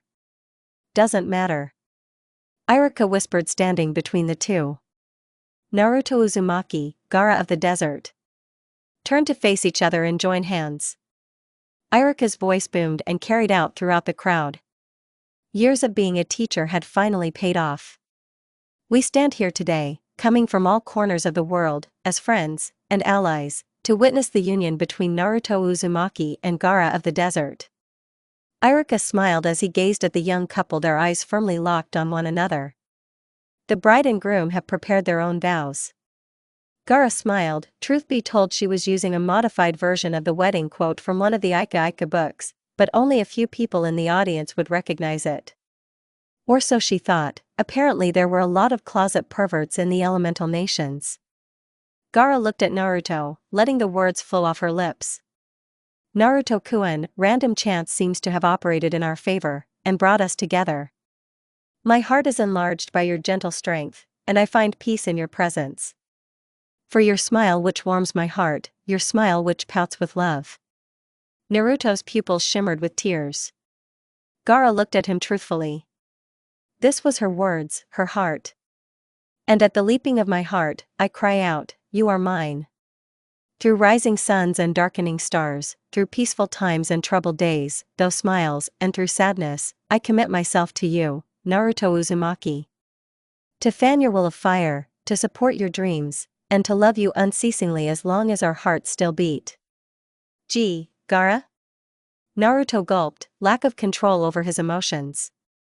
Gaara slowly blinked, watching Naruto's smile twitch ever so slightly, and a single tear began to worm its way out of Naruto's eye. He brushed it away with his bandaged arm, smiling brightly at her again. His mouth then moved. In you, I find beauty and enjoyment in the simplest of things. My desires are ignited and satisfied in one clean sweep. Your love is like a dream that became a reality and spread throughout the stars. For the look in your eyes and the sound of your voice and the leaping of my heart, I cry out, she is mine. Through bright suns and waning moons, through celebrated victories and dangerous journeys, through life's delicious ramen and Sakura's medicines, I will commit myself to you, to encourage you, to support your dreams, to love you unrelentingly, as long as we both draw breath. Naruto smiled as he said the lines that he came up with after learning of Gaara's idea. She was so surprised to find out that those lines actually came from him. It was a spur-of-the-moment thing with Jiraiya. So the words had extra meaning for Naruto. The rings were delivered by a young aspiring shinobi from Suna and a young aspiring kunoichi from Konoha. Both of which looked at two of the greatest ninja in the world in awe. Naruto and Gaara took each other's rings and smiled. Sabaku Gaara, with this ring, I submit myself to you. Naruto said, slipping the ring gingerly onto Gaara's petite hand. Uzumaki Naruto, with this ring I submit myself to you. Gaara said, placing her ring onto Naruto's unbandaged hand. I now pronounce you husband and wife. Iruka practically shouted. The excitement within him building to its maximum. Before him stood Naruto, that little troublemaker he thought of as a brother, now marrying someone that once tried to destroy the Leaf Village. The world was an unusual place. You may kiss the bride. Naruto grinned, like I needed your permission. Naruto and Gaara shared a smile as they slowly approached one another. The inches dragging on for miles before them as they slowly moved forward. His hand went around her back. Her hand cupped his cheek lovingly. She began to purse her lips, and he did the same. Their first kiss as husband and wife. Poof. Gaara stood there frozen and unblinking as Naruto vanished. His suit falling to the ground with nobody to sustain its form. The crowd gasped in shock. Iruka had a stroke, no, coma, no, both. Shikamaru felt his ghost leaving his body. Gaara was going to slaughter them all. Why was his life so troublesome? That idiot. Every single person from the village hidden in the leaf said at once. Gaara looked around, seeing her husband wasn't around, and simply smiled as she saw his clothing laying on the ground. With a small smile that would scare people in a dark alley, Gaara simply waved at her wedding guests. Before she crumbled into sand. XXXX. Hours away at their designated honeymoon location, Naruto and Gaara stirred from a midday nap. The memories of their clones flooding into them like a pleasant dream. A pleasant breeze fluttered into the room from the open door. Official wedding documents lay under a heavy kunai signed and waiting to be documented. Random bits of clothing scattered the floor and other furniture. "I guess we're married now," Naruto said, stretching as he examined the ring on his finger. The real ring. Not the fake left at the ceremony. Gaara stirred behind him. He remembered how beautiful she looked at the wedding. But right now, with her rested half-asleep eyes and dressed in pretty only one of his t-shirts, Gaara was the most beautiful he'd ever seen her. "Yeah," Gaara said, smiling. "Bring her ring." Hand up to meet Naruto's. They laid there watching the rings in the light for the briefest of moments. "Do you think they're mad that we weren't really at the wedding?" Naruto asked, concerned, as he allowed his arm to flop down onto the bed with a flop. Gaara's fell to his chest, where she began playing with a few of his blonde and sparse chest hairs. She plucked it quickly. "You are known as the #1 hyperactive unpredictable knucklehead ninja." Gaara's smile at the nickname was something that Naruto loathed. Why did Kakashi have to tell her that? So a normal wedding just wouldn't be you. "I think Sakura will be the most annoyed, maybe Choji. We did take our cake. I'm married to an adorable red-headed sand chipmunk," Naruto said, smiling as he laid a tender kiss on Gaara's forehead, just on top of her symbol of love. Gaara squirmed under the kiss and the description Naruto gave her. She hated being described as a chipmunk. She didn't see the relationship to the small rodents that were scattered about the land of fire. "And I married the best teddy bear ever," Gaara said, smiling, twisting her body to be more on top of Naruto. Aligning her face with his, she slowly kissed him. Their first kiss as husband and wife. A small loving thing that neither one of them could get enough of. It burnt like a small furnace the passion that was inside them. It was the experienced kiss of love, one that allowed them to show just how much they loved each other. "I am not a teddy bear," Naruto growled. Gaara separated their lips, a chuckle escaping from hers. The loose blanket that was covering them folded behind Gaara, who was straddling him now. Her bare legs brushing against his pajama pants, her left hand drew circles on his bare chest. "You are totally a teddy bear." Gaara smiled brightly at Naruto. Leaning down for their second kiss as husband and wife. It was filled with just as much love and passion as the one they just shared. But there was something more in this kiss. It was a hungry thing. And as Gaara bit Naruto's lip, she couldn't help but smile. "Now it's time to get started on the rest of your present," Gaara said with a bright smile. Naruto groaned as he tried to sit up, but Gaara's hand kept him in place. "What's the rest of my present?" Naruto asked, confused. "A family," Gaara said with a dry lust in her voice. Naruto grinned perversely, showing once and for all that he had actually inherited something from his late master. The end. Come back next time for the epilogue. Gaara had spent much of her life living with Shikaku, constantly trying to get her to do the unspeakable. Kill that guy, crush that woman, pulverize those puppies. The list of his demands were numerous. The newest parasitic being to take up residence within her mind was much more demanding: chocolate cake, raspberries, and a few times to her loving husband's utter delight, ramen. And like the creature before it, her growing child refused to let her get any sleep. And yet her beloved teddy bear was snoring away peacefully while his spawn was apparently in the middle of a spar with her organs. Also, she wanted something sweet and cold, no wait, hot. She wanted hot fudge ice cream. Naruto, the blonde future Hokage, savior of the land, snored oh so slightly irregularly at that. Gaara couldn't see his face this time. It had grown awkward to lay facing Naruto. But being spooned by him wasn't bad either. Though his hands often wandered to one of her breasts while the other fondled her swollen stomach. Not that she could blame him, both of those areas had gotten huge. Her stomach was roughly the size of a ramen bowl. A large one. Naruto, Gaara said once again. This time, she grabbed his hand that was groping her breast. She attempted to pull it away, but her sleeping husband's hand practically snapped back into place. She vaguely wondered if Sakura and Tsunade had snuck some of Jiraiya's DNA into Naruto's synthetic limb. This time, Naruto awoke, and with a jaw-stretching yawn, snuggled back into the nape of Gaara's neck just below her long red braid. Was it Gaara? Gaara froze. Not because of Naruto's awakening nor because of the tightness of his grip on her breast. No, her darling unborn child was deciding that now was a good time to come out into the world. The bed was wet. It also still wanted the ice cream. Gaara? Naruto asked, slightly more awake now. He lazily rubbed out the crust from his eyes. You okay? Gaara sat up suddenly, her muscles were contracting. Go get Sakura. Huh? Naruto asked, a growing sense of panic counteracting Gaara's natural calm tone. She's all the way in Konoha though. Gaara sighed and chose to forgive her husband for being an idiot. Sakura had insisted that she stay with them in Suna until the baby was born.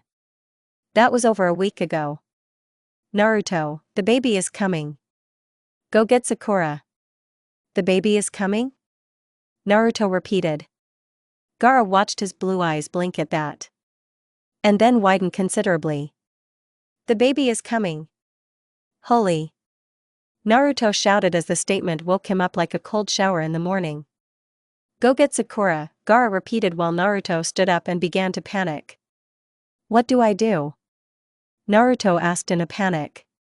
He was out of the bed in a second, attempting to help Gaara up. Wait, no, you should lay down, right? Get Sak dash. Oh wait, I know. I should go get Sakura. She's here, right? Okay. You stay right here and don't panic, okay? Panicking is not going to help. Oh, wait. We're supposed to do those breathing exercises, right?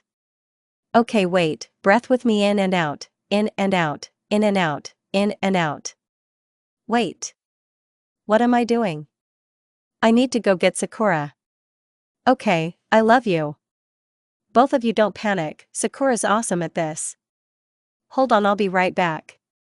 Gaara was just befuddled. She watched Naruto run around the room twice before he finally left. Sakura wasn't that far, but she wondered if she should have made Naruto wear more clothes other than his froggy boxer shorts.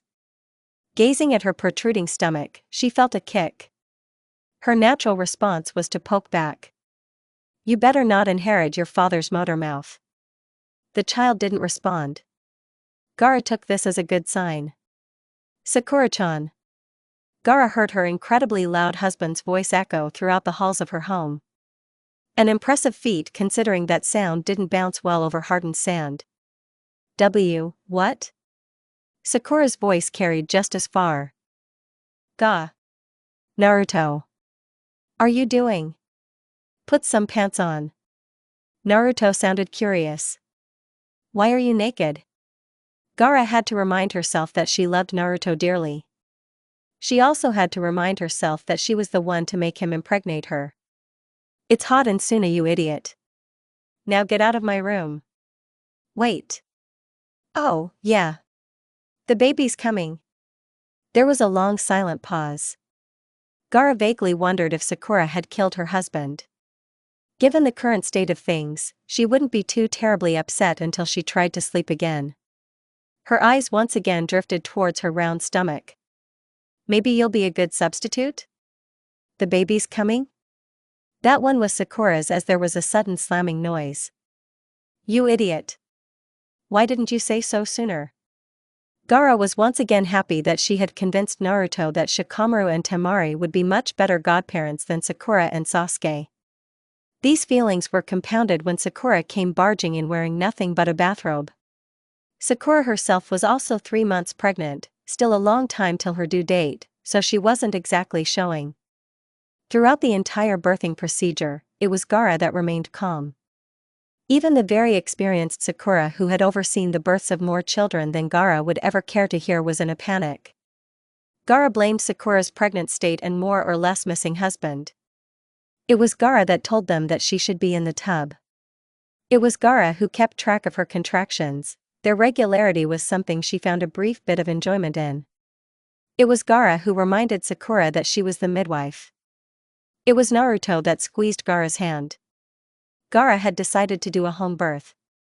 The reasons were rather simple. She was good friends with the best medical ninja, she was having a healthy pregnancy, she wanted to freely be able to snuggle with her teddy bear, and lastly, somewhere along the line, she obtained Naruto's disdain for hospitals. The birth was ended with a plop. 32 minutes, 16 seconds since her water broke. Wow, Sakura said loudly. She was quick to cut the umbilical cord with a chakra scalpel. That has to be the easiest birth I'd ever done. Gaara stared at Sakura. She wanted to walk over to her baby. But her legs were filled with sand. Having Shikaku removed was more painful. The dryness in her voice earned her a chuckle from Naruto and a snort from Sakura. All I'm saying is that you should have like 50 kids with how easy that was, Sakura said in a half-asleep voice. She handed the oddly silent bundle to Gaara and let out a yawn. For Suna, I am required to have 3 children, Gaara said plainly as she examined her newborn child. She had hoped that she would feel some sort of motherly love right off the bat for her child. It was small, pink, and had a horn made of wispy red hair. With 2 whisker marks on each cheek, Gaara's teal eyes met her child's blue eyes. She had no connection to this creature she just gave birth to. Is it a boy or a girl? Naruto finally asked. He moved over to Gaara's shoulder to look at his child. Huh? Sakura asked in confusion. She could have sworn that she had told them. It's a boy. Gaara could see the instant love in Naruto's eyes. She watched in amazement as he tenderly brought a finger down to poke the silent child's nose. Hey, there little guy. I'm your daddy, the child squirmed at the touch and let out a small grunt. Sakura sat down on her chair and looked at the newly formed family. Gaara seemed off somehow. You two decide on a name yet? Well, how about it, Mom, he's got your hair. Naruto had agreed for her that whoever the child got their hair from was going to get to name it. It was the only way he was going to get a child called Boruto. Gaara stared at her son. The child was fussing. Almost without thinking she brought it to her exposed breast and the child began suckling. It was a strange sensation. Erasure. The name wasn't even one that she was considering before now. Erasure Uzumaki. She repeated, feeling his weight. Naruto looked at her and smiled brightly. I like it. Yeah, I'm very happy and stuff. Any questions or can I go to bed? Sakura asked, rubbing her eyes. Naruto spoke first and pointed at Gaara's chest, brushing against the breast that was not being occupied by Erasure. Does she get to keep those? Sakura examined Gaara's swollen chest briefly, resisting the urge to pat her still rather a flat chest. Some do, some don't. They're too big, Gaara complained. She didn't like them, they were heavy and moved too much. I don't like them. Naruto smiled at her. Me and Erasure do. Sakura let out a deep sigh at her idiot teammate. Anything else? Gaara looked at her child one last time, then looked at Sakura, then finally at Naruto. When she was born, her mother had sacrificed herself so that she could protect her. That was the kind of love Gaara was expecting to feel. The same kind of love she felt for Naruto, the love where she would do absolutely anything for them. Why don't I love my child? The room dropped 5 degrees. Postpartum depression, Sakura said grimly. It's uncommon but rare, especially among shinobi. Naruto wisely sat and listened as he squeezed Gaara's hand gently. What exactly are you feeling for your child? Gaara examined Erasure. What did she feel when she looked at her son? There wasn't anything really. Nothing, I thought there was supposed something that would make me want to give my life to make certain he lived. Gaara then blinked and looked at Naruto, she did not like the frown on his face. I don't want to be like my father. Naruto simply held his wife for a long time. He wasn't certain when Sakura left. He didn't even remember when Gaara started to cry. Probably the 9th time he said they'd get through this together. XXXX. 6 months passed and Gaara noted a few things. One was that she could be a mother and she did love her son. The second was that Erashur was very quiet, very silent, and very curious. The third was that her son had inherited her Kekkei Genkai in a very unusual way. The fourth and most troublesome, that she would forever curse herself for naming her son after a storm. Gaara. Gaara looked up from the stack of papers that had somehow developed during her pregnancy. There had always been paperwork. But apparently, the village fell apart if she had to leave for a few weeks to give birth to one of their future leaders. She put sand in the tea of one of the counselors that made a comment about why a woman shouldn't lead. Matsuri barged into the room, her reddened face filled with panic. Arashikuin is flying. Gaara blinked, more confused than shocked. What? Erashur, he started floating and then he started flying and I couldn't catch him, he kept avoiding me, and even Kankuro can't catch him with his puppets. What of Naruto? Doesn't he have some sort of flying ability or something? Matsuri blinked in confusion. Gaara, Naruto's been gone for a while. He's in Konoha. Oh. Gaara briefly wondered which was more worrisome, her son flying, or Kankuro trying to catch him with that Sasori puppet of his. I will go retrieve him. True to Matsuri's word, her son was flying. The winds were swirling around him, coddling him almost. His wild red hair was swirling about, dancing to the flow of the wind. Erashur flung himself about to look at his mom. He smiled as soon as he saw her. Gaara on her cloud of sand couldn't help but smile at her son's small joyous smile. He had no concept of wrong, but he could recognize her face and Naruto's instantly. He always smiled at them. Erashur, come to me, she said in her Kazekage voice. The wind met with the sand and started flinging it about. She had to carefully navigate a pillar of compacted sand in order to reach her son. Erashur stared at his mom and attempted to swim closer to her. It didn't work. In his frustration, whatever technique or chakra manipulation he was using stopped in an instant. Her son was falling. Nearly 50 feet. Given a moment's thought, Gaara would have simply caught Erashur with her sand. But her motherly instincts kicked in. She leaped from her sand cloud after Erashur. Erashur let out a rare cry when she reached him. Wrapping herself around her crying child, Gaara braced from the impact. She slammed against the side of a building, before tumbling down into the cold wooden arms of Kankuro's puppet. Gaara? Kankuro asked, concerned. You and Erashur okay? Now safe, Gaara examined her child, who smiled at her the same way Naruto did when she found him doing something stupid. I believe my son has inherited his father's sense of adventure. When Naruto returned to Suna, he was rather curious why his son had a leash and harness on him. And why his wife had a cast on. XXXX. Gaara had a great deal of contempt for the council of her village. She certainly respected them, and they were practical in that they reduced her paperwork load by a great deal. But at times when they asked her for something beyond her duty, such as right now when herself and Naruto were standing before her council with the current Hokage, Kakashi, joining in. Kakashi had sought to enroll their 2-year-old son into an early program in Konoha, given his ability to manipulate the wind like Gaara could sand. When Naruto brought the idea to Gaara, she was almost ready to agree, although that would mean her 2-year-old son would be spending a lot more time in Konoha. Which would not be a bad thing once the train was built between the villages, cutting the journey from a full day to 2 hours. Everything was okay until her council discovered that she was planning on sending her child to train in Konoha. Even after the war and all these years of peace, none of them wanted who they saw as the future Kazekage go to any other village for training. We're not taking your future ruler away. Kakashi drawled out, looking half asleep and half ready to throw his hat at Naruto. Our aim is to simply help Erashur become the best ninja he can be, and we have a dash. It's bad enough that Gaara choose your future Hokage as a husband, we will not be having our future leader be taught to be loyal to Konoha. One counselor interjected. Oddly enough, it wasn't one of the older ones, it was a younger member that Gaara had elected in hopes his views would be more liberal. Sometimes being patriotic was a bad thing. We wouldn't be training him to be loyal to Konoha.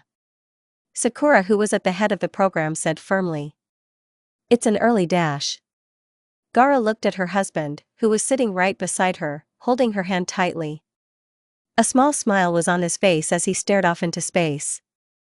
She was at first mad that he wasn't paying attention to the discussion, but then realization crept in that it was an incredibly stupid conversation. The council had no say on what she did for her son. Due to the alliance, due to the treaty, due to Arashi's last name, they couldn't touch him. At least not directly. The council could make her life hell until she got fed up and fired them all by removing the current floor of the building. She had filled it with sand once when they first scolded her about marrying Naruto. It was her life and her family. Suna would not be weaker for this bond. They needed to know that. We're not sending the Kazekage's only child to Konoha. One of the elders shouted, getting a round of nods of approval from his fellows. Gaara examined the floor as the discussion was getting heated. Largely because Kakashi was letting the emotional Sakura speak for him. It almost looked like he was rereading Volume 2 of Ika Ika. A classic. From the depth of the pages, she could see it looked like he was close to the part where Nezumi and Tariya have a heated. An idea struck Gaara then. Without warning, she stood up sharply, dragging a puzzled Naruto up with her. You were saying this is a problem because of my only child, correct? The council turned to Gaara, silence befalling over them. They blinked. Well, yes. Naruto looked at his wife. He liked the way she was squeezing his hand. Good things always followed. Well then, this issue is settled. I apologize for bringing you out here for nothing, Hokage-sama. Gaara said swiftly. Sakura-san, could you watch over Erasure for a few hours? The pink-haired woman blinked at her red-headed friend. I don't think Sarada would mind, but why? We're going to go make another child. The room fell into silence as the Kazekage dragged her husband out of the room.